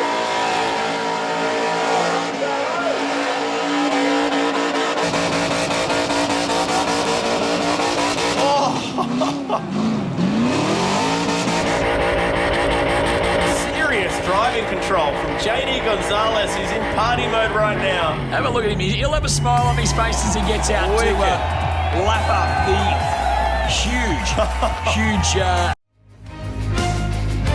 Darren Williams in diesel can get the job done, and he needs to tick the first box right here. Let's see how he goes. Needs to last the minute, needs to put it in the top 10. Diesel, Darren Williams dedicating his win in Red Centre to his father, who passed away recently. And Diesel, one of the guys that has progressed from the street skids into the competition skids at organised events, went naturally aspirated, then went injected. Now he is blowing. Oh! Now, I don't think that's a fire on his car. I think it just got a lick off the rubber that's over near the fence. I think he might be okay here. It just kicked up some of the rubber that stacked up the fences. And that is a lucky break for Darren Williams. He continues on. Look at the power this car puts out. Big, smoky, powerful skid as he tries to lay his way down inside the top 10. 400 cubic inches on board. So he's out of Andrew Popeye Pool from Far North Queensland this weekend with his little boy, his son. A real family affair. Through one rotation, nice and smoky. Revs came down a little bit though. Yeah, did a little dip there. Hopefully didn't lose too much smoke as a result. Well, we see that the breeze has picked up a little. It's blowing the smoke down track. So that can be sometimes a little bit harder for our judges to judge because the smoke doesn't linger and kind of leave that footprint of what the job is that he's done. The wind has picked up in the last half hour in a big way. Yeah. He's 15 seconds away from ticking over that minute mark. He's got a special guest from Ryco Filters riding shotgun. What an amazing opportunity that is. Yeah, definitely. To ride with the man himself.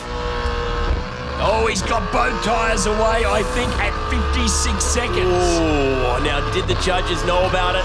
He's right on that 1 minute mark. The judges will be straight on it. They will be straight on it. He's pulled up at the 1 minute mark. So where he won last year by being one of the very few to go the 1 minute distance. Here he comes, Killer B, Steve Nogas out of Melbourne. This 2010 model Chevrolet Camaro. Whoa, he's turned it around early up there. Normally you get the run off just on and off the throttle there. He's off it. He's got himself a bit of a problem there. You need to try and keep that momentum, that consistency going. And that has failed him, unfortunately. Hardware-wise, 632 cubic inches of Merlin big block. And this Chevrolet Camaro debuted back in 2012, and it certainly has showed and turned the heads on and off the burnout pad. Last year, didn't contest this event. He was one of the track helpers. Now he's starting to really give this thing an absolute hiding. You can guarantee that he's not happy at the fact that the earlier discrepancy of getting off the throttle and having to get the car settled before he got back on the loud pedal, that will be playing on his mind, and he will definitely be torturing this thing as hard as he can to try and make up for that earlier issue. Getting that beautiful Camaro really close to those concrete barriers, they are unforgiving. If you tag these concrete barriers, it's going to hurt not only the ego, but also the back pocket. So Steve Nogas working the center of the donut pad. He's had a couple of close calls out near those concrete barriers. And that's another one. Whoa, check out how close that was. He wouldn't know from inside the car that it was as close as we've just seen.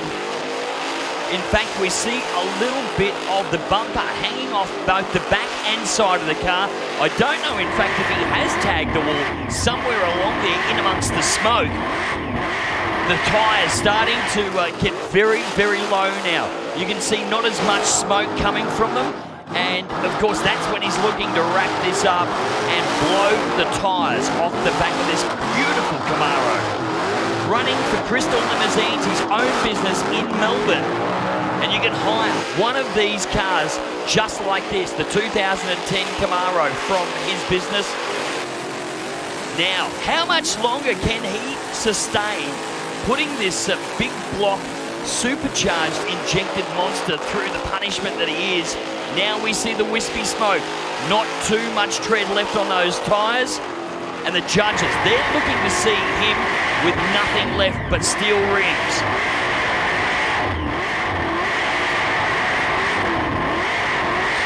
Just working the figure eight back and forth. And I think we are just about done. The door comes open. Hey, how about that, Summernats? What do you think? Because Steve takes his time getting out of the... John Peterson, we've got his son Shane Peterson. He'll be riding shotgun with Peter Gray. Of course, we've got John's wife Margaret. She'll be pad side. Ladies and gentlemen, if you like what you see, if you like the sport of burnouts, if you like smoke in the air and want to see a burnout master send off the king in style, put your hands together as Peter Gray honours the king of burnouts in Australia and the world, John Peterson.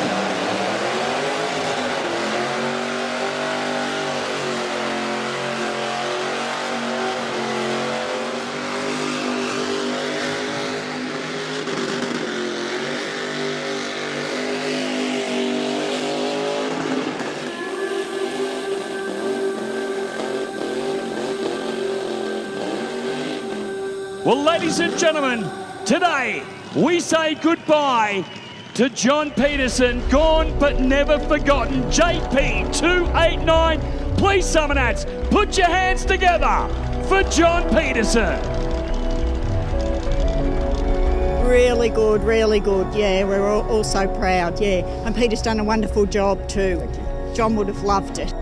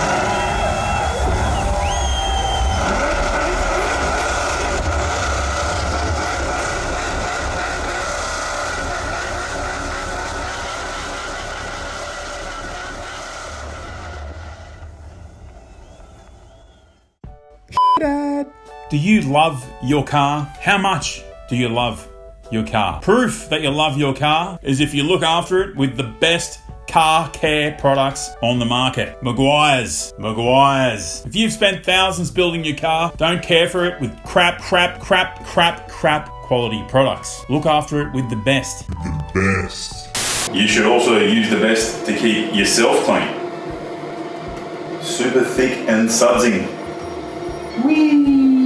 See this? This is the best. The best! Are these ads over yet? Seriously?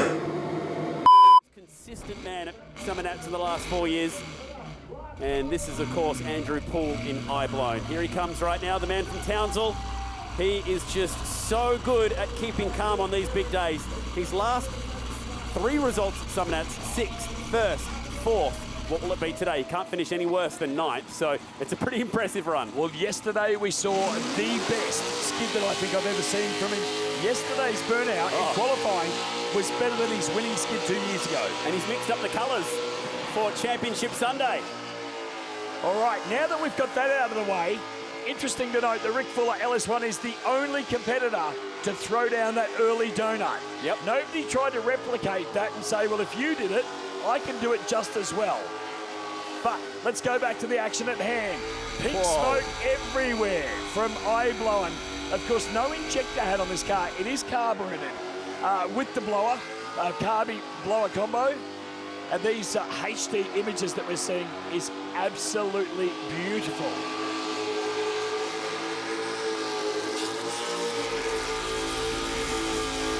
Pooley looking at where he needs to go. Checking the each over each shoulder. Just takes the top of the limiter there for the moment, the top of the rev limiter. And Andrew Poole, can he become a 2-time Burnout Masters champion as well? Not back-to-back, but given the fact that he's already won a championship here. The smoke there, absolutely thick as morning fog. And ladies and gentlemen, that is the job done for the Queenslander, Andrew Popeye Poole. That's why he has been in the top 10 4 years running. Emphatic skid. Fiery's coming in to have a very close look at it. You can still drive the car off the pad and get those points that you need. They're just playing safety first, and Andrew's in there to help them out, the 36-year-old from Townsville. 9 of the best skids that we can remember. No one really hitting the fail button there. They all brought their A game today. Yeah, absolutely. We saw no, apart from Frasher, who didn't even get the start, obviously, we didn't see any catastrophic failures, which is a testament to the professionalism. Unbelievable work. And that was incredible. If you like what you've seen, join us here next year. You have to be here to believe it. Summernats is like nothing else on earth. And that is without question. Well, there you go, Jason. 9. Not 10, unfortunately, with Frasher with that alternator issue, but 9 very powerful skids. Let's relive this one from one of the best. The smoke from Andrew Poole was thick right from the strike of the throttle. You can see it just pluming out from underneath those guards.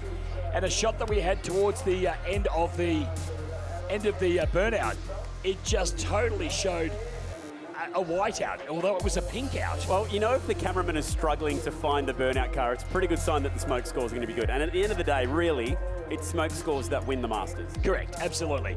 I mean, drivers control, if everything goes right for the drivers and they do everything correct, where they don't hit the wall, or they don't have to reverse, or they don't have to stop for any other reason, that is what it comes down to. The smoke, the density, the quality. And of course, these colour smoke tyres, gee, they bring a whole new level to the game. Yeah, no, all good. Got a bit warm in the car. It's been a nice warm day, so got tyres off, didn't get the wall, so I'm happy with that.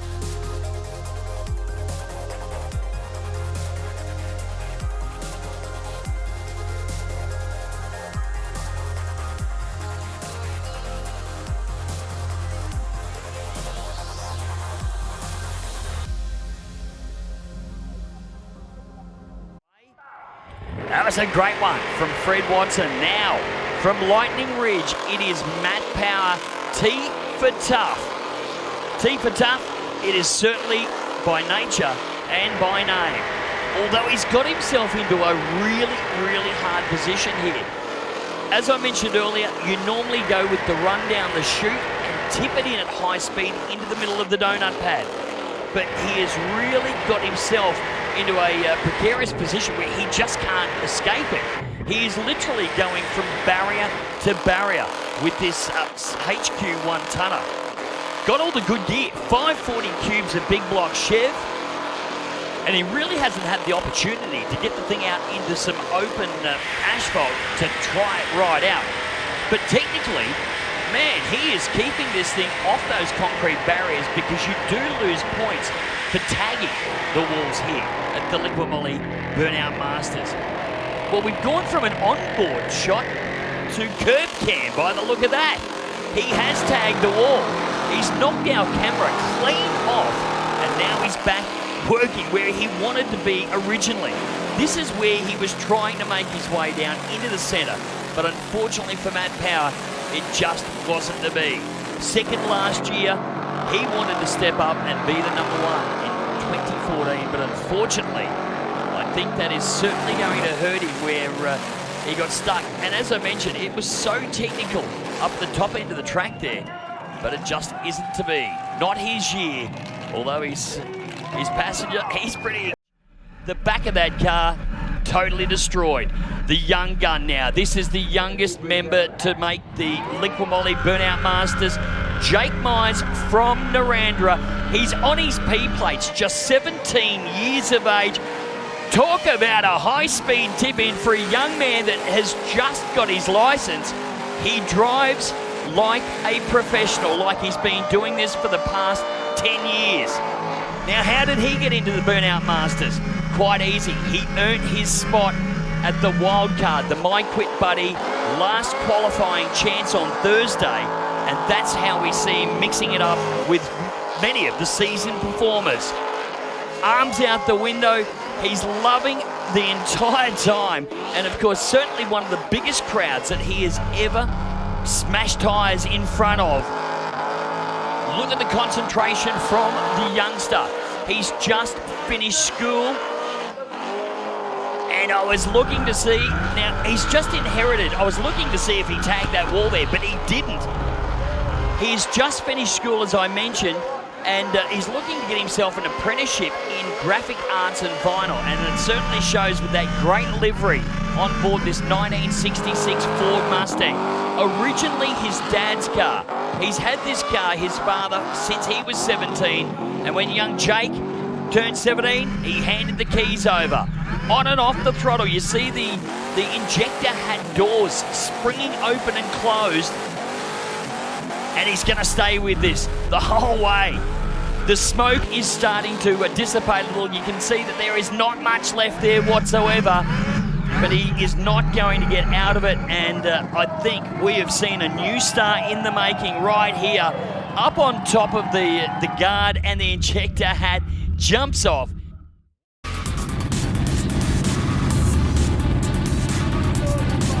Now we go to this man, 368 cubes of small block Ford for Steve Edsel in this XC Falcon U. Huge revs. Sends it straight down the fairway. Yeah, Ford man through and through, and he is happy to be back in the blue oval for the last couple of years. And wow, just a little bit slow there, but those revs, the B&R engines, don't they? They are through the roof on the tacho. Oh, look, the B&R engines are well known for being revvers, especially the small blocks. They know how to get them revving beautifully. Now, we know that Steve had some issues after yesterday.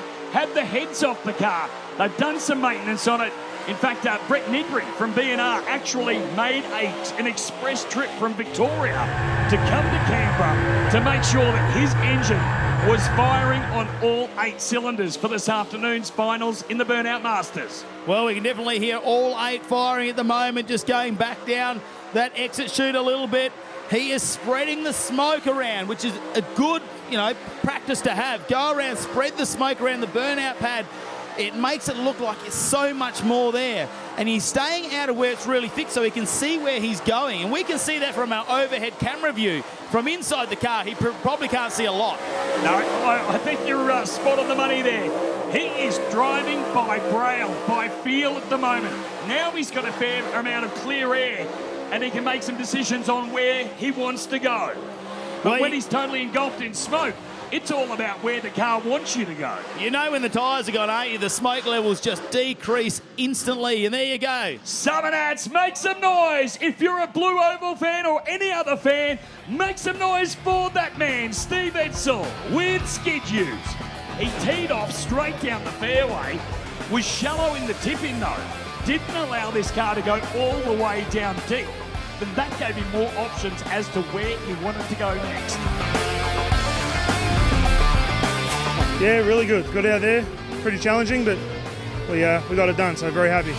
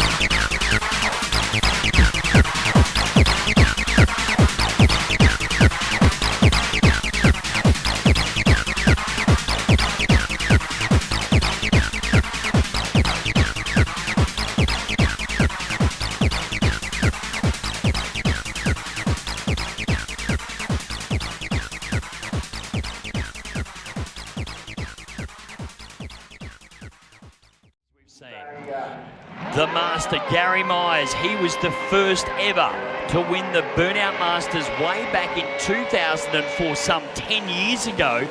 And here he is still competing. Now, we saw his son, Jake, out in this car earlier. It's doing dual driving duties this weekend because both Jake and Gary are giving this thing an absolute hiding at maximum RPM. A real testament to the engine builder to be able to keep a car together and come out and perform like this, not once, but twice. Gary Myers making his way back up towards the start line. Spins it around. Now, once again, driver control, top notch. He's made his way down into the donut pad, and then he's gone back to use a little bit of previous real estate that we've seen him on. Looking a little lost there, Gary, trying to find his way out. Now, that's reverse gear. That will also hurt the King, trying to swing on that steering wheel, banks it into top gear, jumps on the throttle once again, and away he goes. Well, that is certainly a shame because prior to that little indiscretion of him looking for reverse gear, the thing was absolutely singing. 302 cubic inches of Ford Windsor.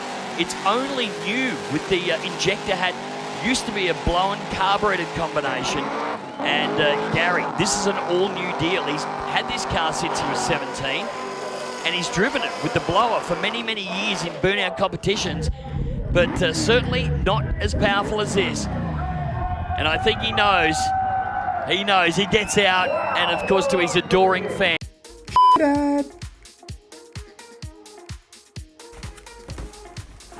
50 years. That is years and years and years of making the best air filters in the world. If you need a filter for your car, air filter, cabin filter, oil filter, go to knn.com or go to your local stockist. Superior airflow, superior performance, superior. his place here in the Burnout Masters is Gareth Kerr with the Blown Ute from Victoria. Was third in the Summernats Burnout competition in 2013. That's what's brought him to the main stage this weekend. Great start from the Blown Ute. Really, really strong RPM. As you can see, lots of smoke. He tips it in at a medium speed, a nice controlled effort from Gareth Kerr. Another of those big engine combinations, 510 cubic inches of big block Chevrolet. He's got the 871 blower shop supercharger and that big carbon fiber hat on top. Now Gareth Kerr, he is creating a smoke storm and a half, and he looks to be doing it so easy. Got the arm like he's the Queen out the window. Although I certainly wouldn't be calling him the Queen. He's driving this thing like a king. Plenty of style. Really keeping the thing with a nice wide donut. He's not tipping it in hard and spinning it around on the spot. He's used every bit of the pad, and he's used every last bit of rubber off the back of the... From Western Australia, the number plate on the car says Fear. That's exactly what he's trying to instill into all of his competitors, fellow competitors, here at the Liquid Moly Burnout Masters. Brett is a real connoisseur of the burnouts. He travels from Perth. He did a 10,500 kilometre round trip up to Cairns just to compete in one burnout comp, and then travelled all the way home. This striking Holden CB8 Monaro. Got flameage out the back. He'll have to... Oh, and it's big flame too. He's going to have to watch that because the fire marshals will shut him down. He's not scoring any points with the judges at the moment. The flames, they were huge, and you can see the rear bumper bar of this Monaro destroyed. The guys from Gas 78, as we have a little look at the replay here, man, that is as big a fire as you get mid-burnout from any of these cars. And Fred had no option but to shut it down. Wow, I just can't believe how much flame he had. Now, why do we get flame? It's a build-up of unburnt fuel that comes out and, of course, mixes with the hot temperatures of the tyre, and that's what erupts the flames. Now, Fred can't win the burnout competition because of the fact that he's stopped halfway through it, but what a showman. He's going on to continue, and Fred, he's an excitable young man. Have a look at this. He gets out, throws the helmet back into the car, and looks... Not up there for a win. I might mention the drivers don't actually know the scores, so you don't know what you have to beat. As we enter now with the last driver, the New South Welshman in Hold On, Ryan Pearson. Here he is, Rhino. Got the carbies on top of the blower as well. One of only 3 cars in the top 10 to run carbies. Nice, slow, steady approach into the pad. Big smoke. Oh, that was beautiful. Just park it in the corner and drove away.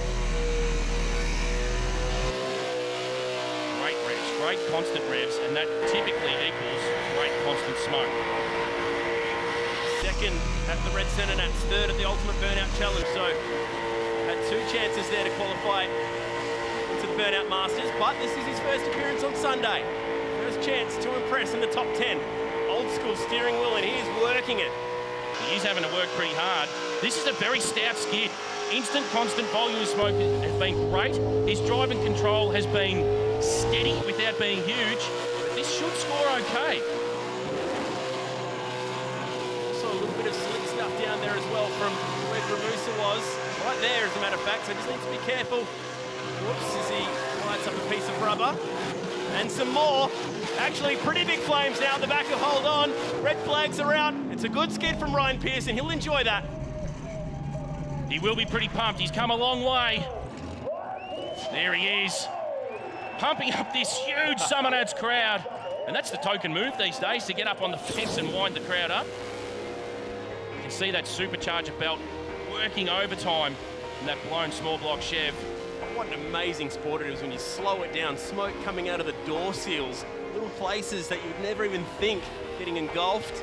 The intricacies of burnouts are just absolutely phenomenal. And these great shots really give us a breakdown of of what makes up an amazing burnout. And you can see the left rear quarter, he's possibly tagged the wall there, which would have had an effect on his scores.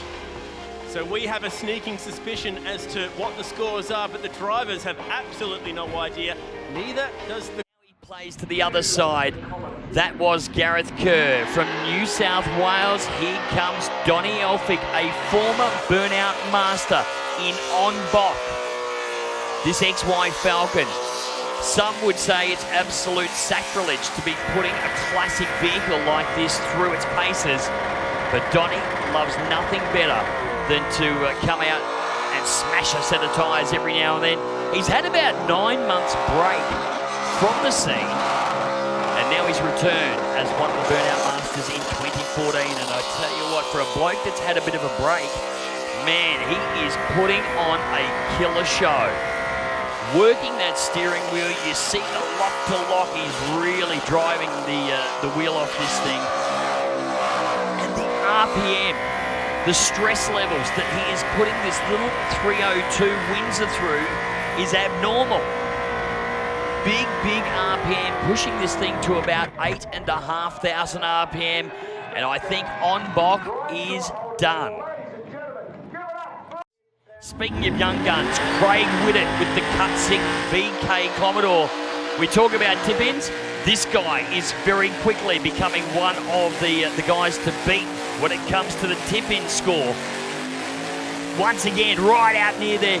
Many of these pro guys in the Liquid Valley Burnout Masters are getting their cars so close to the concrete barriers, it isn't funny. Big RPM. This 364 cubic inch LS2 V8 powered Commodore, really with some insane RPM there. Now the judges love high RPM, but the engine builders don't. These engines are stressed highly when they're looking at 8,000 plus revs per minute. Let's have a listen to Craig Whittett, because he is really wringing this thing's neck. Making about 850 horsepower to the rear treads. He is definitely working every bit of the pad, and of course the judges look for that as well. Full use of the pad, and he's once again done what he came to do. Smashes tyres, blows both off the back, and the post-burnout celebrations continue to get larger and much more exciting.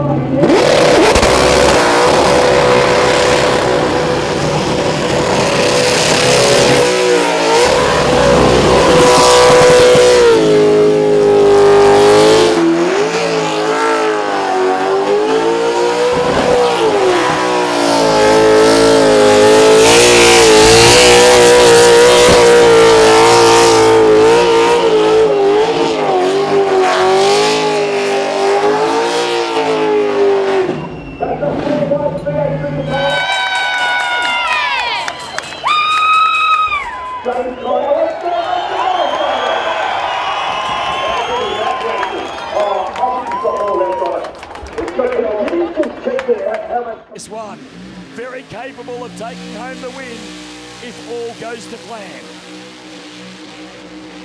Oh, hello, Sneaky early. Pete. Throws down an early donut to say, hey, the blowing guys, I can throw down early donuts just like the aspirated cars. And the judges will notice that. And Smoke scores, Jason, you'd have to say very, very impressive right now. Instant smoke, constant smoke, volume of smoke, tick, tick, tick. Absolutely. He's working a beautiful line here. And you can see from our Spider Cam view that he has absolutely smoked that in as well. Comes out of what we call framing the shot, where you've just got a backdrop of white smoke and the car is perfectly positioned. Now, he's throwing down early donuts. He's been to the bottom end of the pad. He's come back up to the top, and he's going to finish off right here in the centre of our donut pad as well. 2 times this man has finished third at the Masters. He's been all around Australia. He's skidded in Darwin, Perth, Cairns, just about every corner, and he comes back to the nation's capital in style. That is the best burnout I've ever seen from that man. Can this be Rick Fuller's year? You can see the passenger gets out and celebrates, and now another of the drivers to say, hey, it's business, let's get out of here. Job done. We need to move on and exit the pad to retain the extra 10 points for driving it off the pad. Jace, he has done hundreds of burnouts in competitions around the country, but that was surely one of the best he's ever delivered. That had everything, and he thought outside the box right from the beginning. Indeed he did. We can see here that he threw down an early donut, which predominantly we see from the naturally aspirated cars. Generally with the blowing cars, they'll use their horsepower to their advantage, where they'll come in with a really fast tipping speed. But Rick Fuller, as you said, thinking outside the box. And that could be the difference between number 1 and number 3. That'll be hard to beat. I mean, you'll have to tick every single box imaginable to beat a burnout like that from Rick Fuller today. The 26-year-old from Melbourne has saved his best to last this weekend. 900 horsepower under that yellow bonnet, or through the yellow bonnet, I should say. And that was just about perfect. Excellent. Happy. All the nerves are gone now, it's done. Yeah, I think I did pretty good, so there we go. A lot of cars to go and everyone's doing pretty good, so there we go.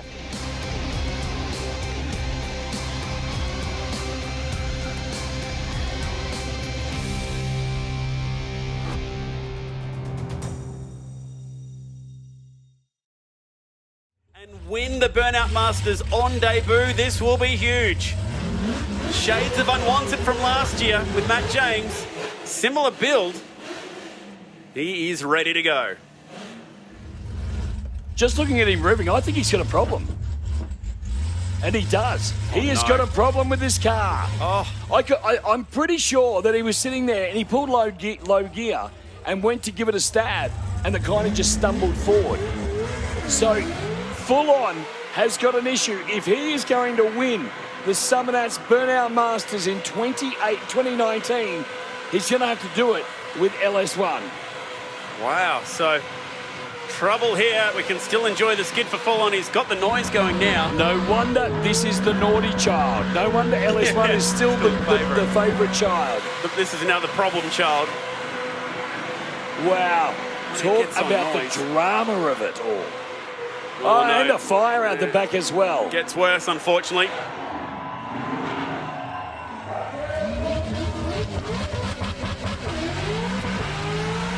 Still wants to get a set of tyres off, even if it's not going to be for the number 1 spot today. We'll have to rely on LS1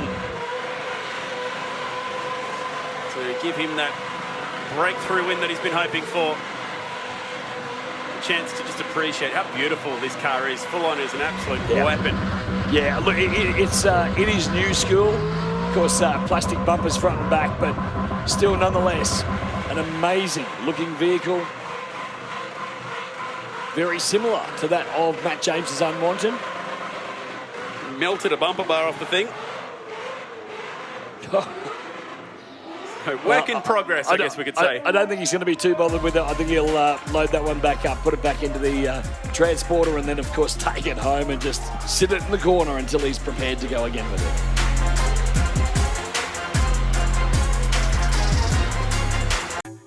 Dad. With Haltech, you unlock the power. With everything from universal ECU kits, plug and play kits, to dashes, gauges, merchandise, and more. Have a look at this.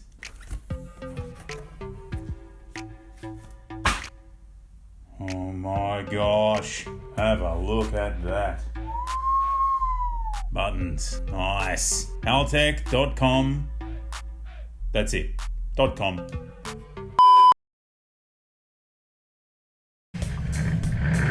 All right, well, looks like Fergie, he's ready to party the Smoking Rat. The Morris commercial coming for, and Daryl Ferguson out of Western Australia. All thanks to BYE Performance over there. The boys keeping this engine running. Lee Harvey, promoter of Northern Nats, riding shotgun in there in the Smoking Rat this afternoon. Watch out for the flames out those big exhaust stacks on the top, and we got the yellow tyres on today.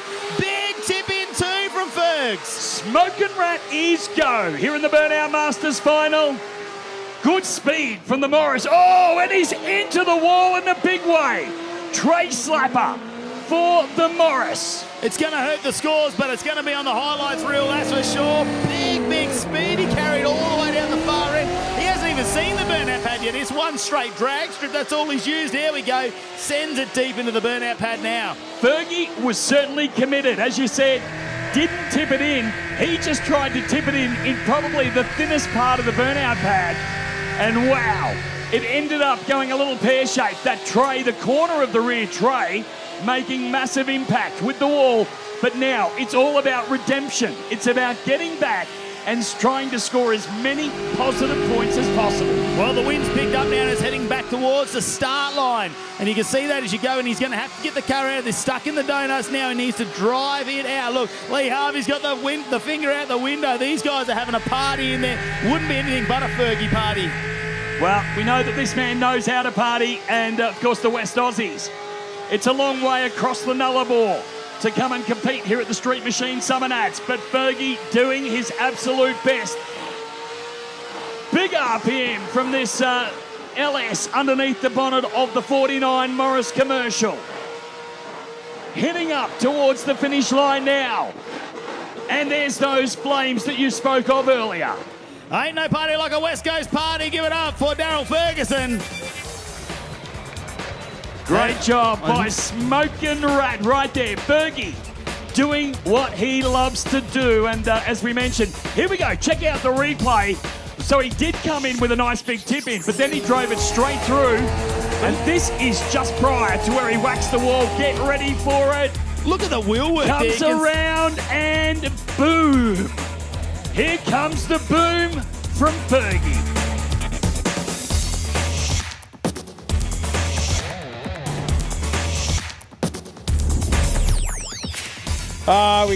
Went a little bit fast down the exit shooting, yeah. Oh well, you don't win by going slow, do you?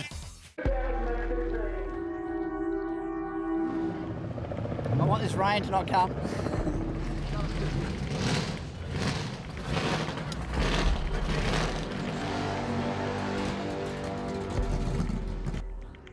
We got here Wednesday night and had a bit of pizza, and Thursday morning about 4 o'clock I thought I had a bit of food poisoning, but lunchtime got rushed to hospital and had to get my appendix out, and rolled up yesterday at lunchtime just in time for the Masters. So yeah, and here we are now, ready to go again.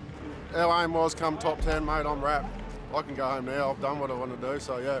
As long as you get the tyres off, mate, we're all good. The anticipation just kills you like this last hour. It kills you. Not as nervous as I was on Friday, but yeah, we'll get through this one. Well, yesterday I was pretty nervous, so I was it was pacing a bit, you know. But I'm all right today. I had a good night's sleep. My old man's always said, have a good night's sleep before a big burnout comp. Finally took his advice.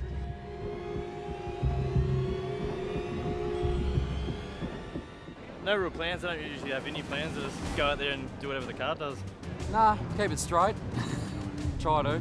But nah, just get in there and rip some tyres off it. Take one at a time, mate. One at a time. That's all we can do. And once you get on the start line, things come to you pretty quickly, but no plans. Like Lynchy said, as soon as you start line, see what the pad looks like when you get to tip it in, and then you just turn when you think. Just make it up. it gets better and better every year. The standard of cars is just off the planet.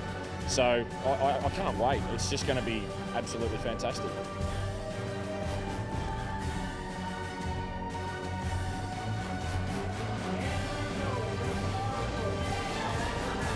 It's time for the highlight of the weekend. The one thing the crowd waits for all weekend long. Here comes to Victoria though, Shane D'Amato in Ghetto. This young man, we likened him yesterday to being the next Lynchy with his driving ability, and he certainly showed us why. Straight through, came in, tipped it in, brought it around, goes straight up towards the finish line. Ticks the box of using most, if not all, of the pad so far. I had a quick chat to him earlier today after the pill draw to see where they were going to come out, and he was actually unhappy with yesterday's burnout. Said he still had quite a bit of room for improvement. Nearly sideswiped the wall 24 hours ago in that very spot. So it looks like he's improved, at least in that particular area of the Polytron Australia burnout track, using that donut area to effect right now. And definitely using a lot of the pad. Remember, we don't have Lynchy in the top 10 for the first time in a while here today. Issues for him in his qualifier, so if you like seeing expression from the car, this is probably your man to watch. Ghetto is just one of two naturally aspirated cars contesting this 10-car final. And so far, so good. You can see the smoke score, though, starting to thin right out, although I think the tyres are just about, if not done, and that's where we do see the smoke thin out. But Ghetto, Shane D'Amato, the young man from Victoria, is out of there. No celebration, it's all business here in the finals. Plenty of families enjoying the action here at Summernats 31. There's definitely been a family feel here this weekend. And they do have the option to get out, celebrate with the crowd if they want to. But you do lose points for not driving off the pad if you fail to get back in the car and move it. So sometimes it's better to just keep on rolling, and that's what he's decided to there. Replay with Ghetto, great skid. Once again, one of these guys that's very confident with his driving, tipped it in earlier than the access point, going into the donut pad, and then straight down to the bottom end of the pad to utilise all of the real estate available to him, and then went about his business back there in the centre. Yeah, it was pretty good. Yeah, it felt good. Didn't get as hot today. I tried to keep it as cool as possible before I went out. But yeah, we drove off the pad. Both the tyres are gone. So not much more I can ask for. A lot of tough cars in the field, so we'll see how it places out.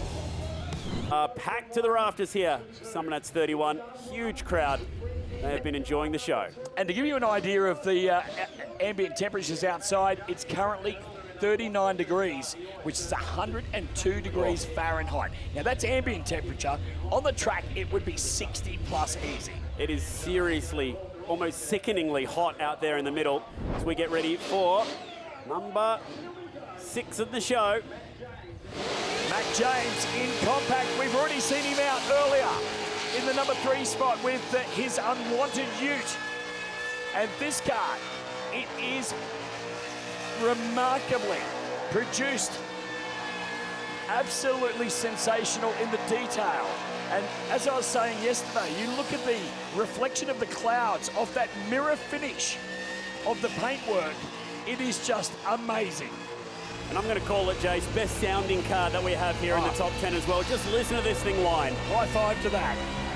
Definitely, the blower whine is most notably the loudest that we hear of anyone. Let's have a ride with him.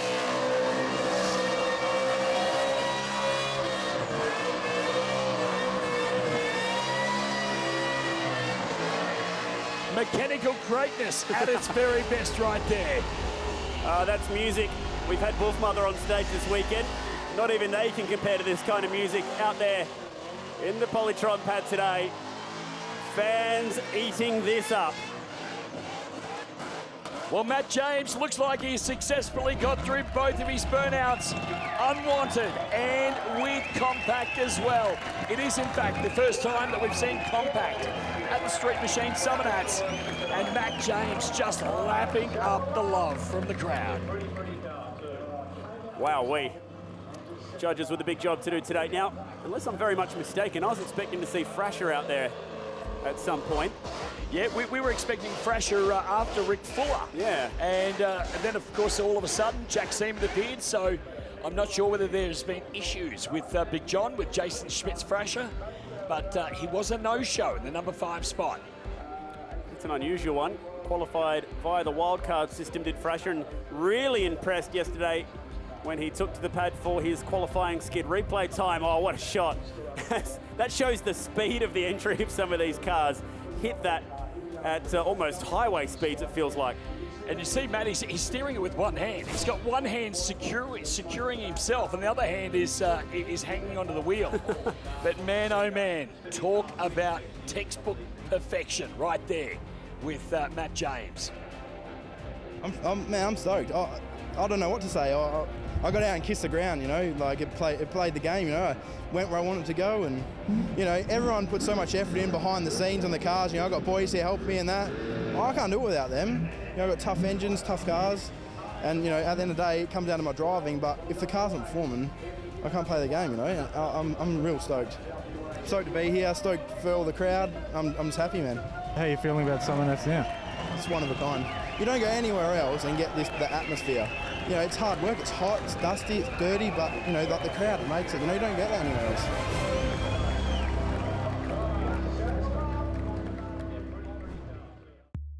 Dad. What is canna, you ask? I'm going to read this to you. Hang on. Canna is the Dutch expert in cultivating your favourite crops. Eh? The green stuff. I mean capsicums, tomatoes. Welcome to a new way of growing that is all about passion, love for plants, and achieving the best results in the easiest way. Canna. Whether it's capsicums, roses, broccoli, or anything else plant-based, eh? Hang on. Visit canna.com.au. Hang on, I've got another bottle here. Brown stuff. Let's have a smell. You're the first to open this. Yeah, man. But ladies and gentlemen, you can hear the noise coming in 2019 Burnout Master. Can this man go back to back in 2019 and 2020? Just 24 years of age. It is Jake Myers and Sicko.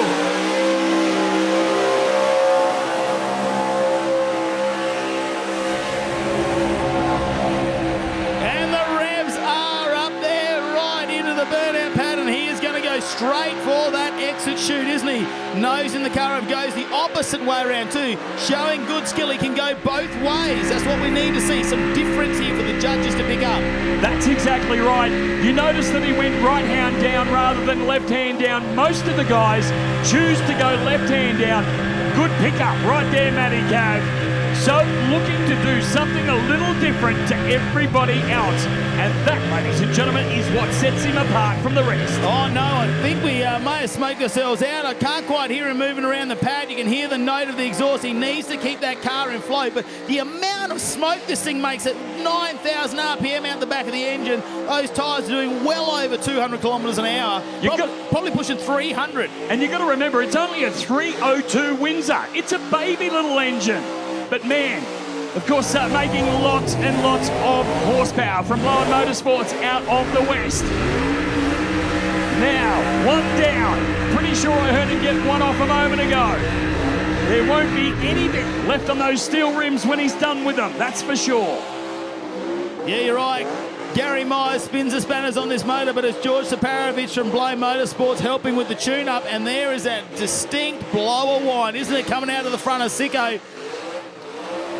Well, he will bring it centre stage. He will get out and no doubt do the obligatory jump up on the cowl or give it a couple of free revs.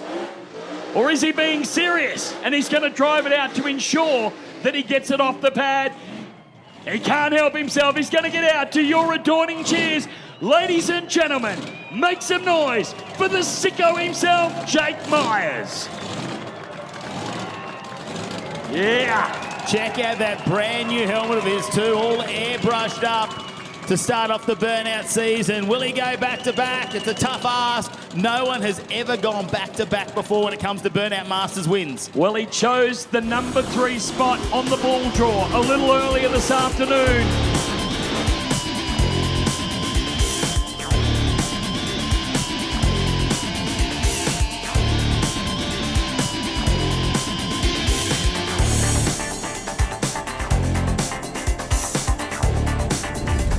Nah, I'm pretty happy with that.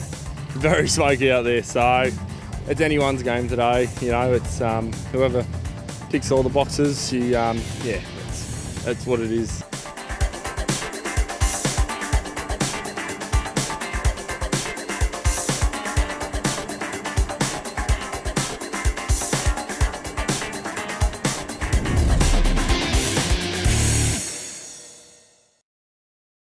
Jewel in the crown for Summernats. Liqui Moly Burnout Masters top 10. Andrew Poole is bringing the smoke. And alongside me, burnout expert Aaron Mackley. Away we go with the boy from Townsville. And what a sensational start it is. He tips it deep into the pad. Absolutely fills the Coliseum with smoke. Fourth at his home event up in Cairns, but now he's doing it on the grandest of scales. Not his first appearance in the Masters, but now a chance to enjoy himself inside the top 10. And he's made it into the top 10 going a long way around. Friday afternoon through the wildcard qualifying event, absolutely pulled off a ripping skid, and he's doing very similar again today. Just listen to those constant revs right up there, very steady, very sound. Just getting the limiter momentarily. He's also using a lot of the pad, even going in and out of the chutes, and already the tyres are gone. What a sensational effort there by Andrew Poole. He's up on the boot of the car. The tyres have got down really quick there because he's had the revs up around 82, 8400.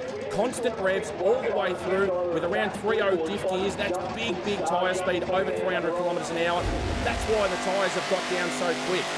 And how good is this? A chance to scientifically break down a burnout. No surprise that the heat pouring off the tyres. Look at the strips being left behind inside the Liqui Moly power pit. Infrared vision, looking forward to seeing more of that shortly, but this is Cut Sick, a man who's toured the countryside with this car so far this year.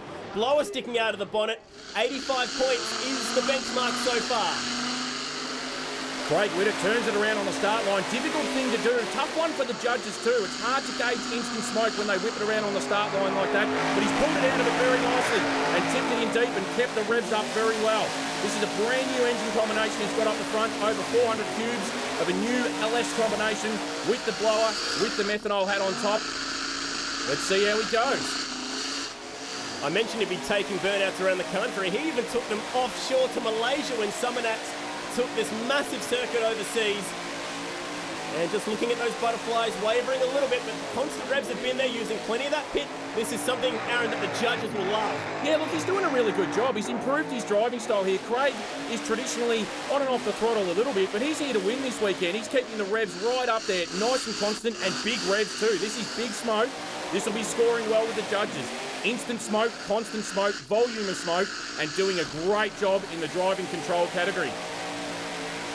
As if he's not busy enough on that steering wheel, he's still finding time somehow to throw both hands out the wheel and ask for some support. He parks it near the fence with the tyres busted, yes. He's clipped the wall amongst all that smoke too, so that will take a point or two out of his driving control, which may hurt him overall. But I'll tell you what, that was a fantastic skid. He always puts on a great show. Craig, skid it with it.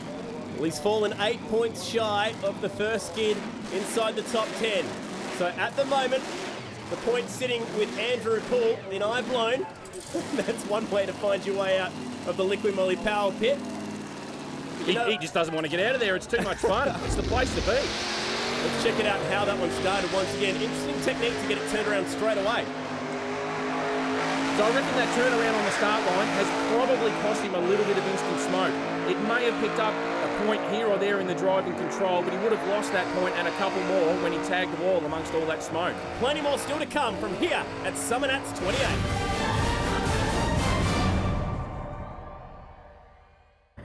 The clouds are coming too. The rain, it can't be too far away. Water and rubber, not good bedfellows. And here comes the West Aussie, Fred Watson in fear. Listen to that blower. Oh, tips it in nice and deep, genuine 360, giving himself direction to drive out the other side of the pad. This is a really nice entry, nice and controlled. Back down the chute, out the exit, using all parts of the pad in the first 10 or 15 seconds. He puts a bit of a plan together, Fred Watson, and he's sticking to it. You can see that. He's keen on using all parts of the pad. Let's just have a listen to his revs. Let's see what the engine's doing. Yeah, nice big revs there. Feathers the throttle just a little bit, which it's on and off. It's not really affecting his smoke scores. He's got it up there above 7,000 revs the majority of the time. And again, feathering that throttle is just aiding the driving control of this car, which is doing a very, very good job. He's been playing with ballast in this car to try and spread the weight evenly to make sure that both the rear tyres pop at the same time. You'd never think that this sport's getting so technical, but it is. Oh, he's just got off it before he's got a tyre down. I'm not sure what happened there. He's just got off it at the last minute, which would have affected his continuity of smoke scores, but he's got them both down now. What a fabulous effort that was. Comes back into the pad. He just wants to get the things off the beads. There he is, Fred Watson. What a performance that was. 2012 Burnout King winner in the West. Also a winner up in Cairns this year. And it's not quite going to be enough, though, to win the Burnout Masters. Fred Watson falls 1 point short of Brett Battersby. So close. And that point would have come from getting off it right at the end and just affecting his continuity of smoke scores, unfortunately. As we take a look at the infrared footage, phenomenal amount of heat coming out of these cars, not just out the back, but up the front as well. Fantastic shots we're getting from this camera. Exhaust running hot, blower running cold. The top 10, the Liqui Moly Burnout Masters.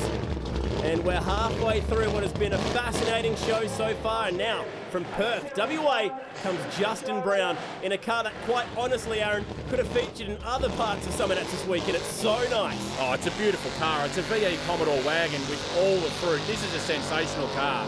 And a really good start to his burnout too. He's got some good constant smoke here, and he's keeping the revs right up. Feathering the throttle just a little bit, affecting his continuous smoke scores slightly, but this is pretty good smoke so far from Justin. It's kind of a telltale sign, isn't it? As we take a good look at those butterflies, the judges definitely know when you honour off the throttle in a blown car. Yeah, you can clearly hear it, and you can see the smoke starts to dissipate a little bit. Oh, here we go, he's gone up in flames. Just a couple of flames shooting at the back, and it's getting bigger. Oh, it is too, and he's not scared. He's not getting off in a hurry. Look at this bellowing out the back. It's an inferno in the rear of the Commodore, and still he is on the loud pedal. Oh, and the back of the car is all plastic. That'll be just turning it to molten plastic. Listen to this crowd as the fireys rush in. Oh, Justin Brown, what a display that was. Unfortunately, that's the end of his burnout, but he's certainly going to be one of the crowd favourites with that effort. Well, it's earned him a standing ovation from a few members of the crowd, and one way or another, this is kind of what gets the crowd going. He set the place alight. There's a bushfire out there at the moment. Oh, all that rubber that's laying around from the cars that have been out previously. Unbelievable. What a spectacle that was. The engine's still running. There's nothing wrong with the car. He's got his helmet back on. The fireys want to have a look under the bonnet, though. I think there might be more problems than some extinguishers going off underneath. And he's been given the kill signal altogether. They're going to shut him down. No! Oh, well, we'll see what they find out. The rules in this situation is that you're allowed one fire. And after that fire, if the fire warden deems that it's safe for you to skid again, then the show will be allowed to go on. Well, despite what Justin wants, this show is not going on any further, but listen to this crowd. They are in absolute raptures right now. Justin's frustrated. He wants to get back into it. He keeps egging the crowd on. He's obviously got them on his side. Listen to them. Have a listen. They just want to see more action. And why not? He has given them exactly what they've come to see so far this weekend. Let's relive this unbelievable moment. Check out those flames.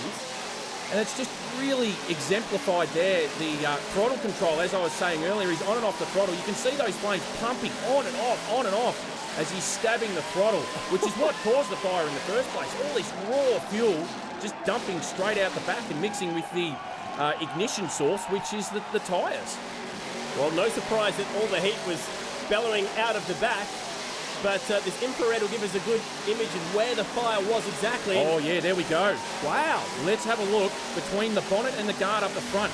The fire's actually made the right call in stopping Justin. He's had a fire under the bonnet, being a methanol fire. Nobody else could see it. So that's unfortunately why they wouldn't... Oil change, rattle gun, gaskets, a battery, disc brakes, spark plugs? What do you need? Burson Auto Parts have more than 180 auto parts stores in Australia. They've been in the game for around 50 years. Don't turn up at Summernats in January with a box. Get that sorted, mate. Get your car fixed, repaired, ready to smash skids. You don't want to blow a wheel bearing on Skid Row, eh? You want to smash tyres like a mad dog. If you need help, call 1300 Burson or visit burson.com.au. Now. Welcome back to Summernats 29. Liquid Molly Burnout Masters is where it's at. And it's time for the son of a gun. In Sicko, this is Jake Myers. Got the new paint scheme on the Mustang, looking absolutely fantastic. Listen to the revs. That's got to be up around or maybe over 9,000 RPM. Slow, controlled tip into the donut pad. Big smoke scores. Instant, constant volume right up the pointy end. That engine is revving hard and he is working hard inside the cockpit. Right hand down.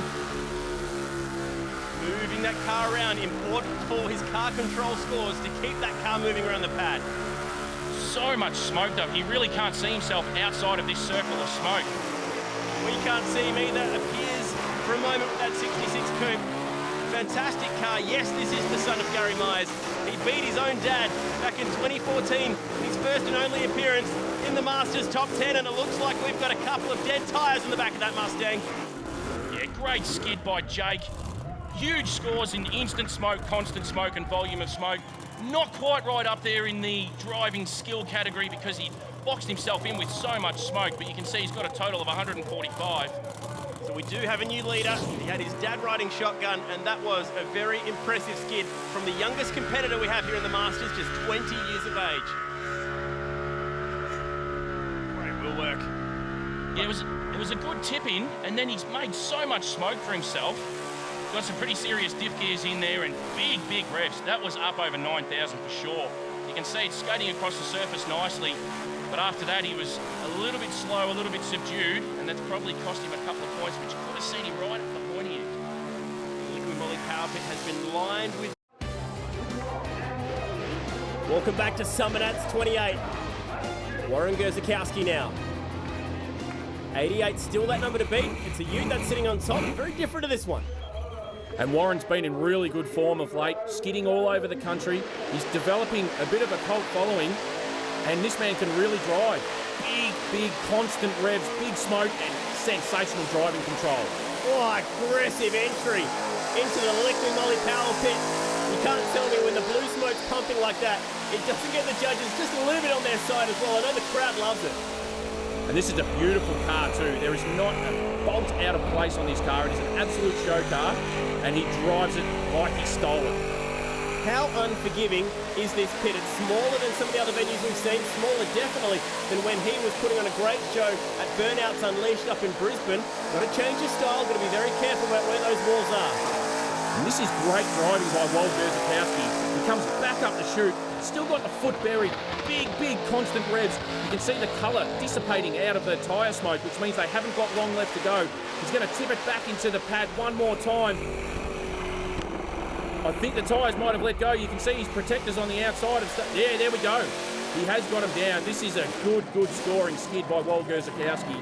That'll do really well in instant smoke, constant smoke, volume of smoke, and a beautiful car like that. He wasn't scared to drive it. This is going to be right up there.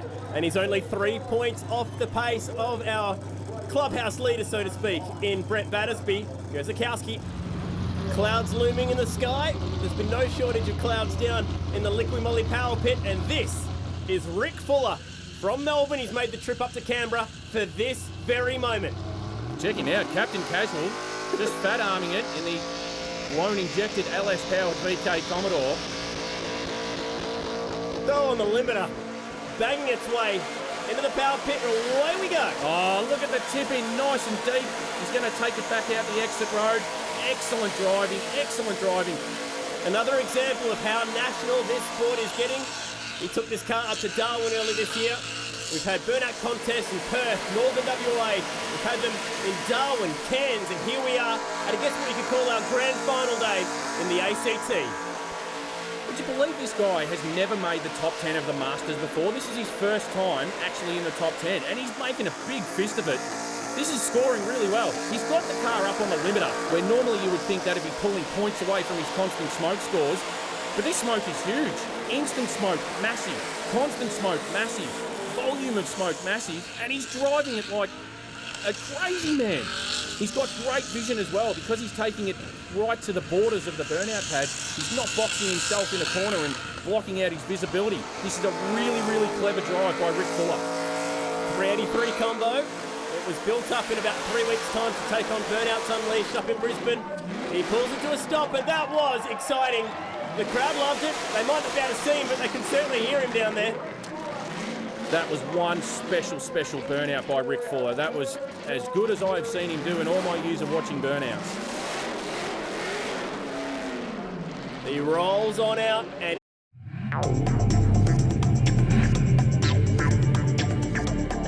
Look at there. Pagey on the number plates. That's how he likes to be known.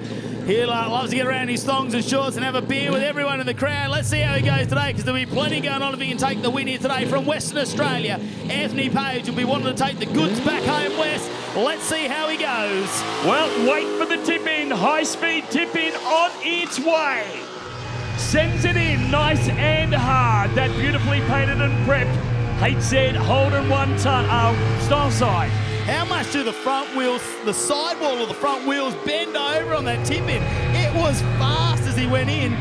He did not disappoint. I expected it from him. I didn't give him the curse. He put it right in there. Now he's down the far end. Let's hope he can turn around, because look at the amount of smoke. He can get lost in that really easily. He's had to have a pedal there to keep it off the wall. Well, I think that may hurt him, because he's come back. He did one doughy at the top end and then tried to get out of it. One tyre off right there. But unfortunately, he got stuck where he had to rip 2 donuts out. But he's been able to collectively get it back to the centre of the pad, where there's a little bit more real estate on offer to now go about finishing these tyres off.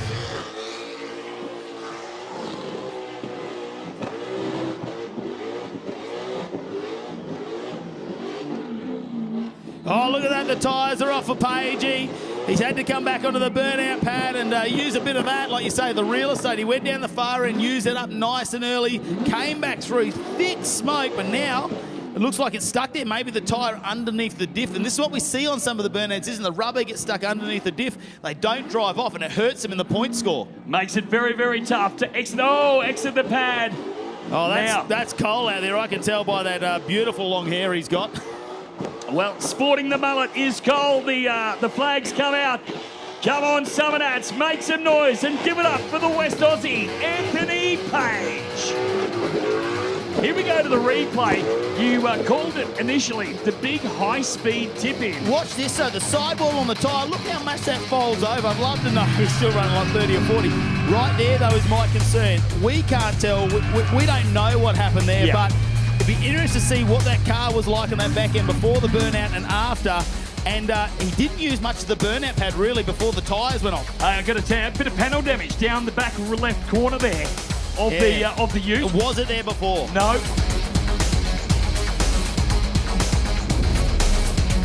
It went well, but got up this end and slid the front wheels, couldn't stop it, and look at the other side, I got the wall, so a bit devoed, but it was a good weekend. I made the top 10, I'm happy with that.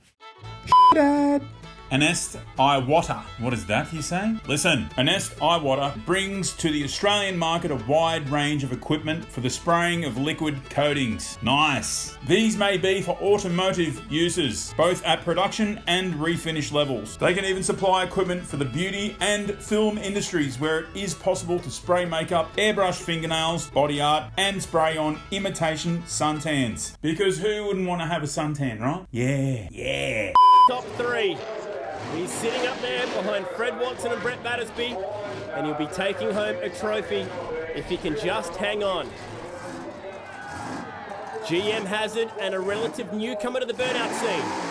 Yeah, this is Mick Cleary, all the way from Portland in Victoria. Listen to the revs in that thing. That's up over 8,000 and steady, constant revs too. The presentation of these cars inside the top 10, immaculate.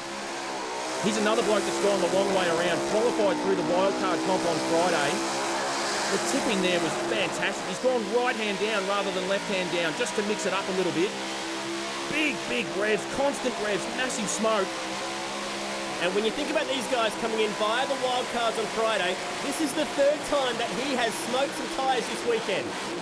And he's got them off so quickly. That thing was revving up around 8,500 RPM and constant from the word go. That's why he's got them off so quick. The boys are in a rush, aren't they? They know the weather's coming.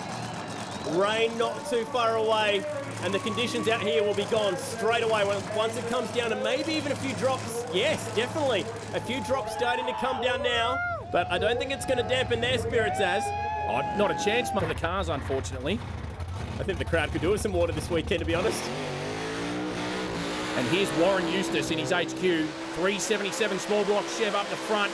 Blown injected methanol. What a tip in. Oh, that's exactly what he did last year to take out the Summernats Burnout Championship, which allowed him to qualify for the Masters.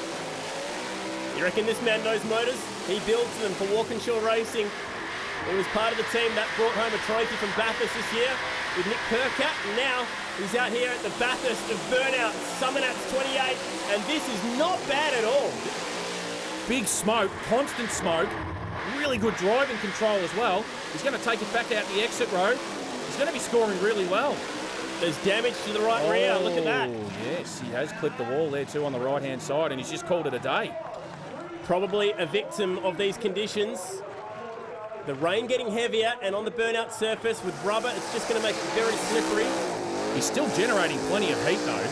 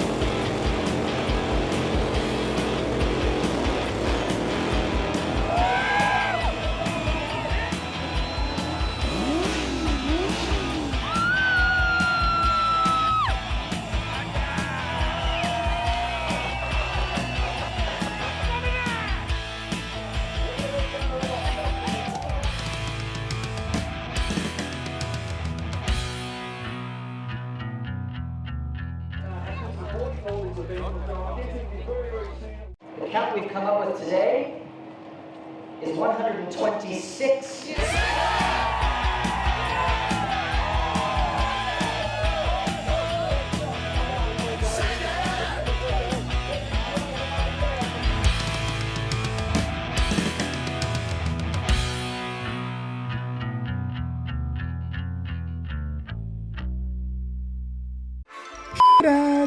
Canberra, ACT, home to Parliament House, home to the Australian War Memorial. This is an important place. Canberra is important. Telstra Tower, Fishwick adult shops, and in January, some of the best burnouts you'll ever see.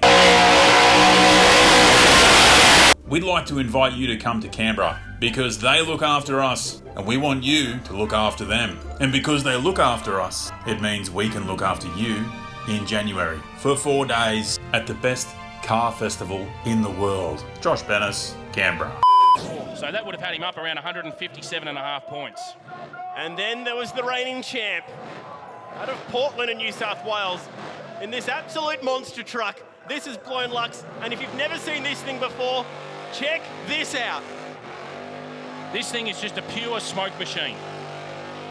Got the exhaust set up so it just blows the smoke up into the crowd. Monstrous amounts of smoke. His instant, constant and volume smoke scores are usually 9s, 9.5s every day of the week. And this is no exception. Lost him already. Bought this car as a second-year apprentice. Did its first ever burnout with a 4-cylinder in it. And goodness me, how it's just continued to grow in every meaning of the word. It's making some serious horsepower. 540 cubic inch, big block chef blown ejected. That's turning 31, 33-inch mud diggers on the back of this thing. That's why it makes so much smoke. He actually knocks all-wheel drive tyres off it. It is like nothing else we have going around the burnout circuit in this country. Where is he? We can't see him. The judges will know what's going on. They'll be able to hear where he is and see what he's doing. Could be on track here to back up last year's championship. Big smoke scores. Just needs to keep moving around the pad so he can pick up as much score in the driving skill category.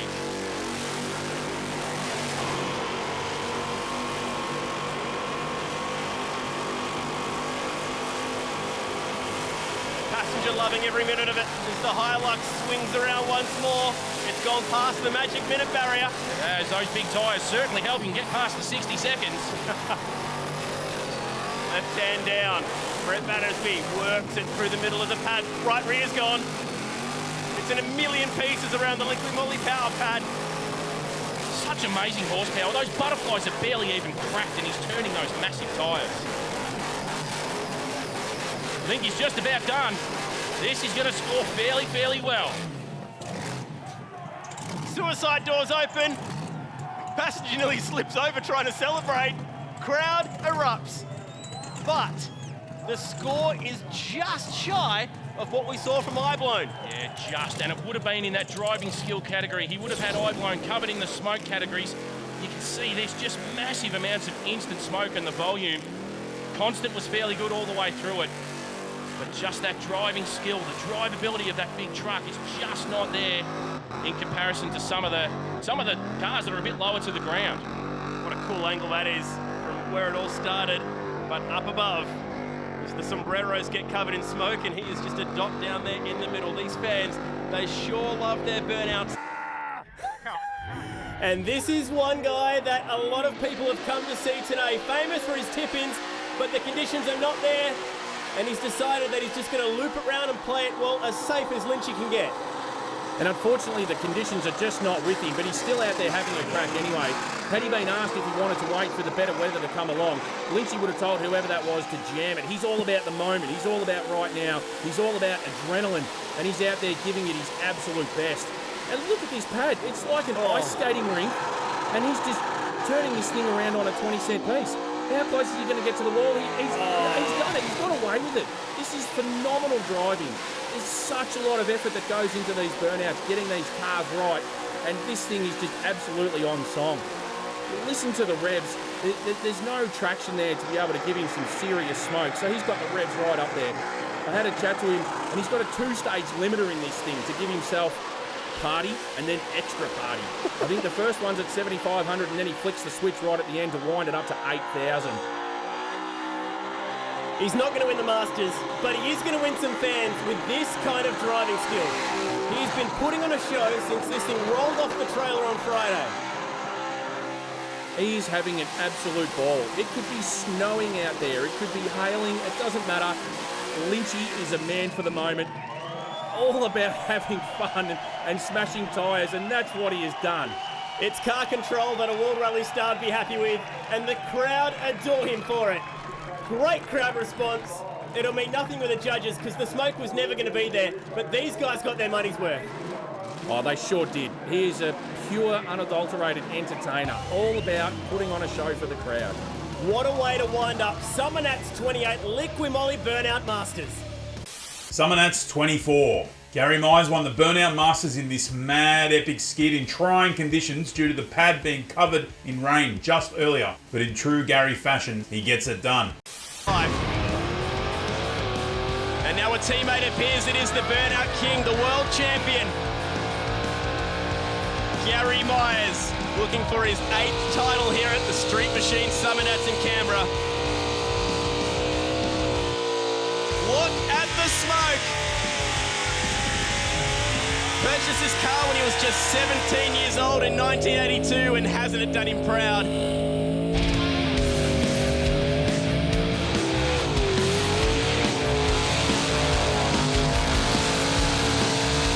Massive RPM. It's higher than usual. We're used to seeing this car around 7,000 RPM.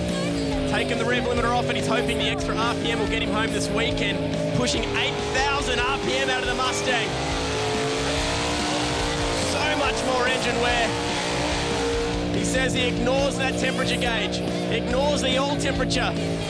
It's a race between what's going to explode first, the rear tyres or what's sitting in front of him.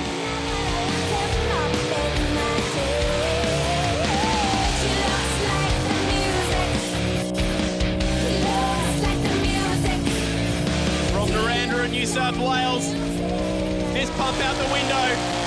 That smoke has not deviated along with that RPM. It dips a little bit. Hold on to that smoke, Gary. That's it. Listen to this response. They love him here in Canberra. And the whole time, that was the picture. Smoke absolutely pouring out of the rear of that 66 Mustang. Summernats 25. Don Elphick won the Burnout Masters trophy in his blown XY on BOC. There's lots of smoke, lots of revs, and mad noise. We get set for Donnie Elphick. You saw some Holden muscle. How about a bit of blue oval grunt right now? On gas, this thing. Away it runs. Look at this. Plenty of smoke. Passenger got the onboard camera. The Ford racing jersey. The matte black bucket helmet. I love it. No frills. Donnie Elphick. Elbow out the window. Trucker style. He's doing it easy, isn't he? Oh my goodness, it's like he's parking at the local shopping centre. No emotion. He's the Terminator. Look at this. Oh, spins the wheel. Love it. Somewhere in there is Don Elphick. He emerges. Oh man. From Forest Hill in New South Wales, the 71 Falcon XY. Ford fans realising they're in with a chance here. Oh, the point. Always a good one for the judges. This is a tough burnout. How casual is he? Just whistling her around. Belt's about to come off. We don't need the seatbelt anymore, apparently. Oh, happy with the result. That is a stout burnout. How casual is this bloke? Yep, that'll do me. Eat that. Don Elphick, that will be right up there. We're all competing. Summernats 26. Peter Gramusa won the Burnout Masters trophy in his slick XA Ford Ute. Using a 500cc plus Ford big block engine, Peter lit up the pad like a legend. Mad. Peter Gramusa in the staging area in the Evil XA. Last year he was epic. He just charges down out of the alleyway into the centre. Very similar to how he attacked the pad last time. Right on the gas is Gramusa. He unfortunately had dramas in last year's final, but he attacked the pad the same way, just full on into it. And the crowd, even the Holden fans, having to admit, this XA is on the money. Very aggressive launch. It's going to have to be something special. We've already seen 8 exceptionally good burnouts from very, very competitive teams. So what can Gramusa do here? Disappears in a cloud of Ford tyre smoke. The Liqua Moly burnout pad copying an absolute smacking from this Evil XA. What can he do, Gramusa? Is this his year? Very tight confines. Where's he gone? Somewhere in there. Crowd loving it. Now he's got himself pretty well hemmed in here, and it isn't enough. Up on the wall. What a job by Gramusa. Ends up in the crowd. Look at him absolutely smoking the crowd in the car. And being a part of the crowd outside it blows both the rear tyres off this thing. Oh, that is a stout burnout. Is that good enough to be our winner? Summernats 27, Mad Mick Brasher. Brasher won the Burnout Masters trophy in his small block KE20. Mick did it in the Corolla with a new look, the full grandma look. Nice. Molly Burnout Masters. He's known as Mad Mick Brasher in U-Legal. This little high-revving, small block Chevrolet-powered KE20 Corolla. No care taken whatsoever as he turns it in. Now a brand new paint job and whole new guys for Mick Brasher this weekend. He's gone back to the nanny white with this car, complete with white wall tyres, the Venetian blind. It's back to very much how it pretty much would have rolled off the showroom floor, minus that engine. And Mad Mick is one that will always give 110%. Hailing from Taree in New South Wales, this car makes about 900 horsepower. And look at that smoke content. I think Mick getting a little lost in there at the moment. Banging on and off the throttle. He's really looking to try and step up from last year. He came 10th in the Burnout Masters. It's short, it's sharp, it's very sweet. The door swings open and the man known as Mad. Summernats 28. Brett Battersby won the Burnout Masters trophy in his blown Lux Hilux ute. Light him up, Brett. Welcome back to Summernats 28. And now it's time for one of the favourites, a winner in Candos, a winner also at the Good Friday Burnouts in New South Wales. He is a New South Welshman from Portland. And look at this from Blown Lux. That is amazing. Wall-to-wall smoke. That is just a barrier of smoke. And he's tipped it in pretty quickly too for a big monster truck. Yeah, the tip-ins of this thing not quite as violent as we can expect from other guys like Lynchy, but the smoke is unbelievable. That is phenomenal. That's scoring 18s, 19s, 20s in the smoke scores. This is going to really set a standard. Brett Battersby got some good constant revs going there as well. He's got the big diff gears in it, probably 275s or 3.0s. He's boxed himself in. You can't really see where he's going, but he's got the feel. He'll be using reference points, the top of the grandstand, and you can see he's cleared himself a little bit of a path there. This is a big burnout. Tyres shredding. To think that this man was under the knife not only a few nights ago. There we go. Rear. Big revs, big tyres. They're four-wheel drive tyres too. This thing used to be a four-cylinder when he picked it up as a second-year apprentice. It ran a 5-litre blown motor once. Now we stepped it up to 540 cubes, waiting for the left rear to go as well. This has been powerful, and this will catch the points with the judges. That is huge. That is just absolutely setting a standard. He's been crook as a dog all week, the poor fella. But I tell you what, Summernats adrenaline has just taken over, and he was 100% in control of that car. That was just a massive burnout. Those smoke scores will be hard to beat for the rest of the day. It's not hard to see why this man has such a big following. 1304. Brett Battersby!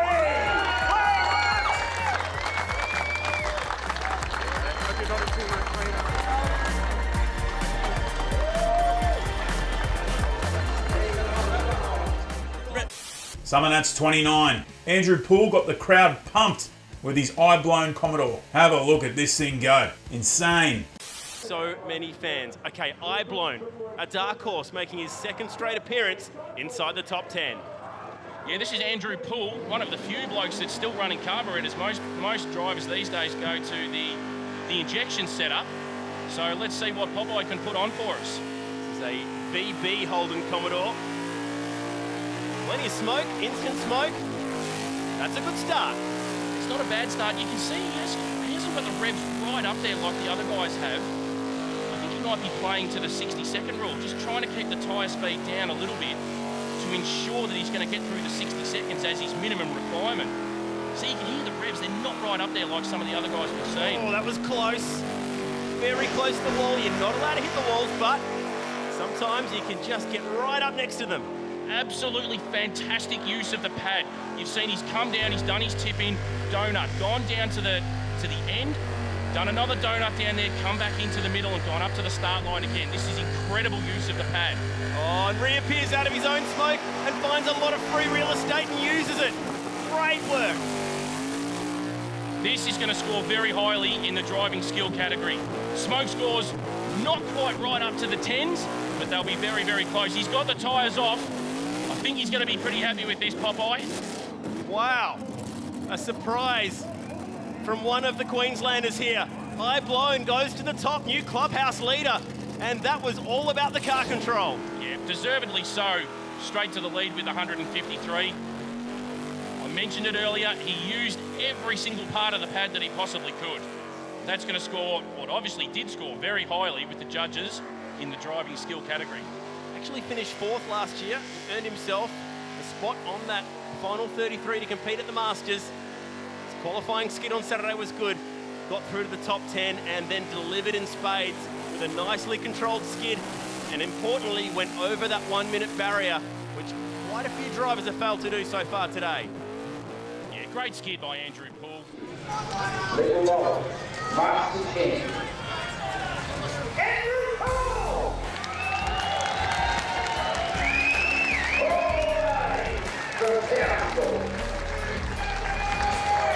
Wow, that's a huge result. Summernats 30. Steve took out the Burnout Masters win in his Killer Bee Camaro. What a build, what a motor, what a noise. To head through to the top 10.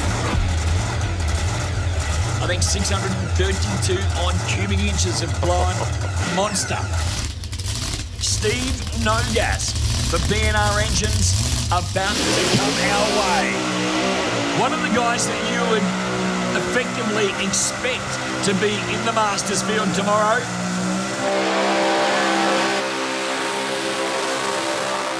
Well, for the second year running, he's qualified via UBC Victoria. This year happened up at Ballarat, and they had a big party up there for it. Former winner of the Ultimate Burnout Challenge, absolutely ripping it up. Owns a limo company, bought this car from Milwaukee. The only real American-built car that we've got in the field. Well, Crystal Limousines, the business down there in Victoria. He was the first guy to import Camaros into the country to use as hire cars. Yep, first He's stretch got Hummer. Stretch Hummer. Yep. He's got Mustangs. He's got all the cool rides that we Aussies here want to drive. Now, before I spoke to him, he said he was worried he wasn't going to last the full minute, and the right rear is off it.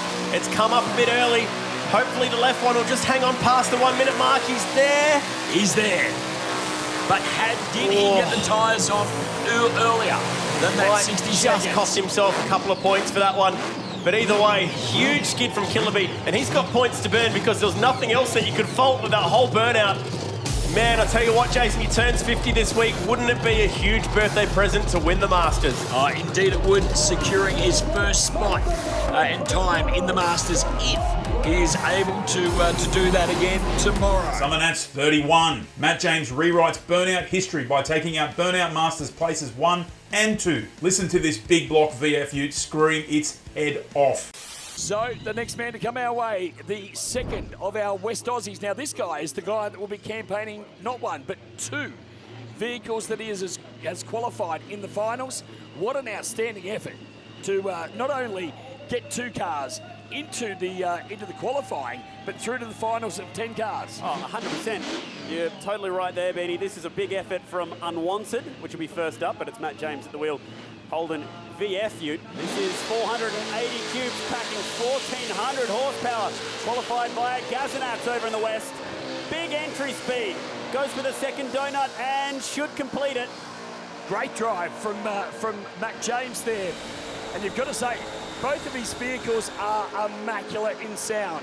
They both really, really are firing on all 8 cylinders. Now, goes back up towards the start line. Fire out the back. Oh, hopefully that's not going to be enough to cause a stop to it. It was from the exhaust lighting up potentially some rubber near the wall, but thankfully, good stuff though. He's continuing along. Great angles from our camera here. Oh, the fans online, Jace, have been loving the spider cam, if they've been calling it. Our good friends from Sky Pixel is giving us the view from above here at Summernats 31. Thankfully, that fire not enough to stop this burnout. So Matty James continuing. Got to go past the 1 minute marker as well. Absolutely. Job done. We are there for Matt James. That's one of 2 entries that he's got completed now without incident. He gets out, he raises his arms, and he wants to see the love from the crowd.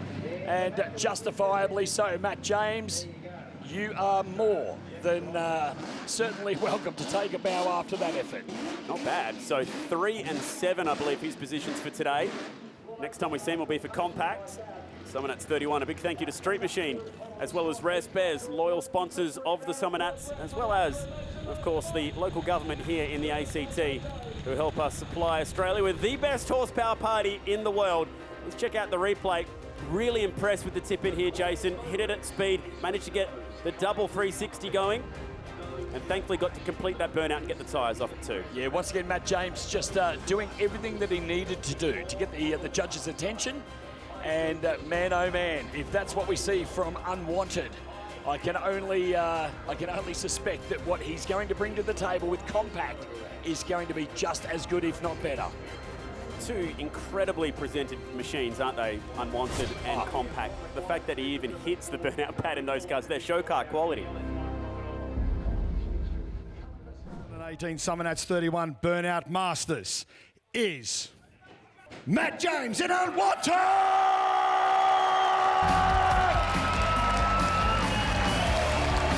You're the first driver ever to finish first and second in the Burnout Masters. Are you kidding me? Oh, I can't believe it. Gee, I don't know what to say.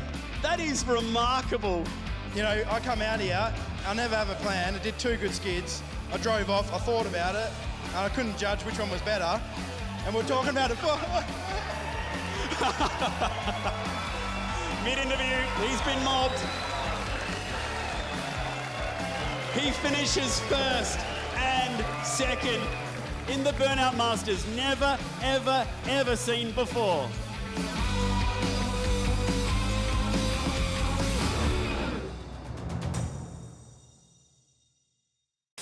Summernats 32. Jake punished the small block Windsor all the way to 30 million RPM. This was Jake's maiden Burnout Masters win. Mad.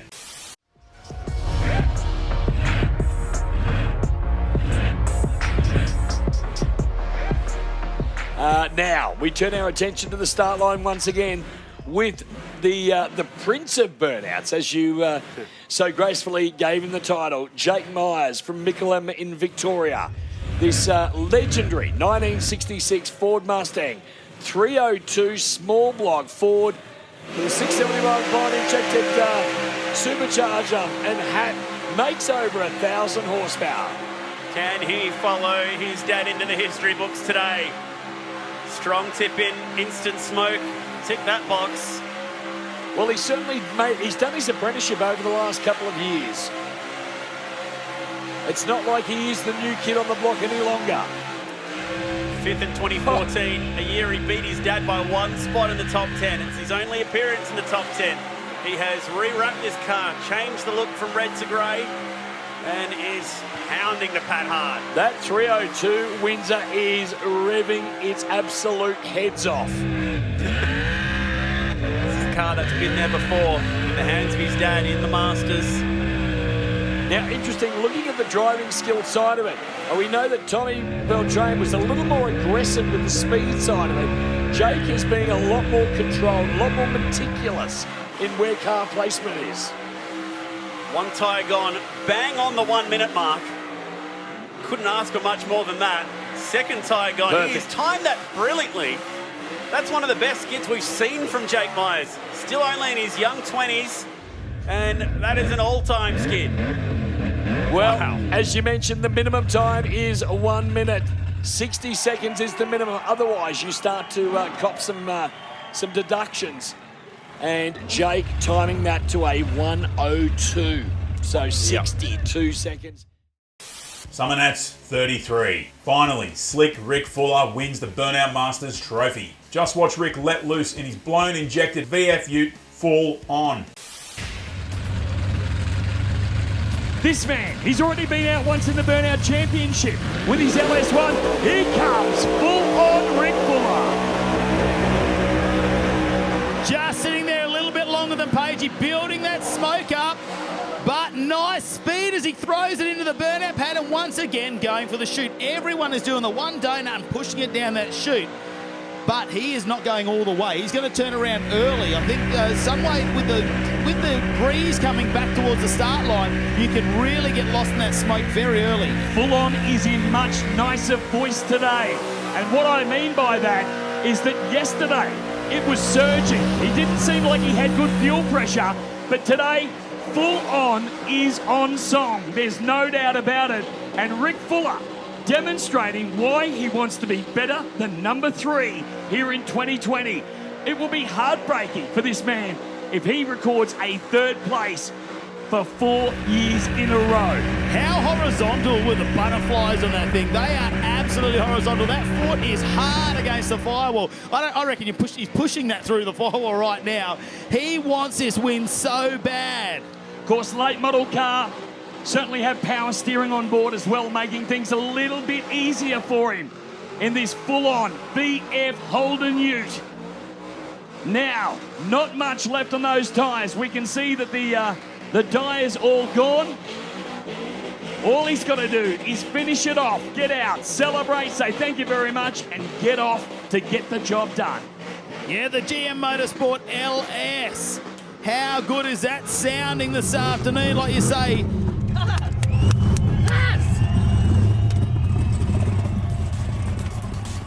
How good was that for Rick Fuller? Much better than his qualifying skid.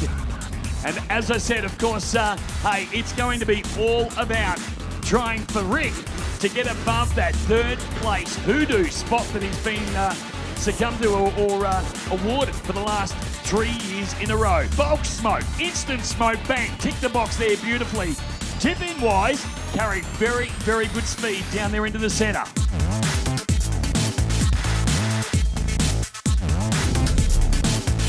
Much better today. Very happy. Bit of hard work by a couple of good mates last night. Yellow car was all good, and this thing didn't stop, so that's a big thing. How many times has he taken out 3rd place? But he's got the top spot this year. It is Rick Fuller! Oh, over the moon. That's it. Booked in for next year, both cars, and that's it. We'll have to keep it now, not sell them. I've skipped 2nd, which is good. Maybe next year we'll go 2nd and try and get the whole 3 for the set, but yeah, definitely got plenty of 3rds. Oh, there'll be some beers. There'll be some beers. Rick's a good mate and he's done it hardy before. I could not be happier for him. He's finally come here and done it. As soon as I saw his burnout, I knew he'd won, so I told everyone to go home. They didn't listen, they still skidded, but good on him. I could not be proud of him. It's amazing. All right, that's it. No more skids. Go and make your mum dinner. Go and pour her a wine. Let her put her feet up. Clean up for mum. Get in there. Give her a hug. Tell her you love her. And be good to her, because mums are the best. Thanks for watching. Mad.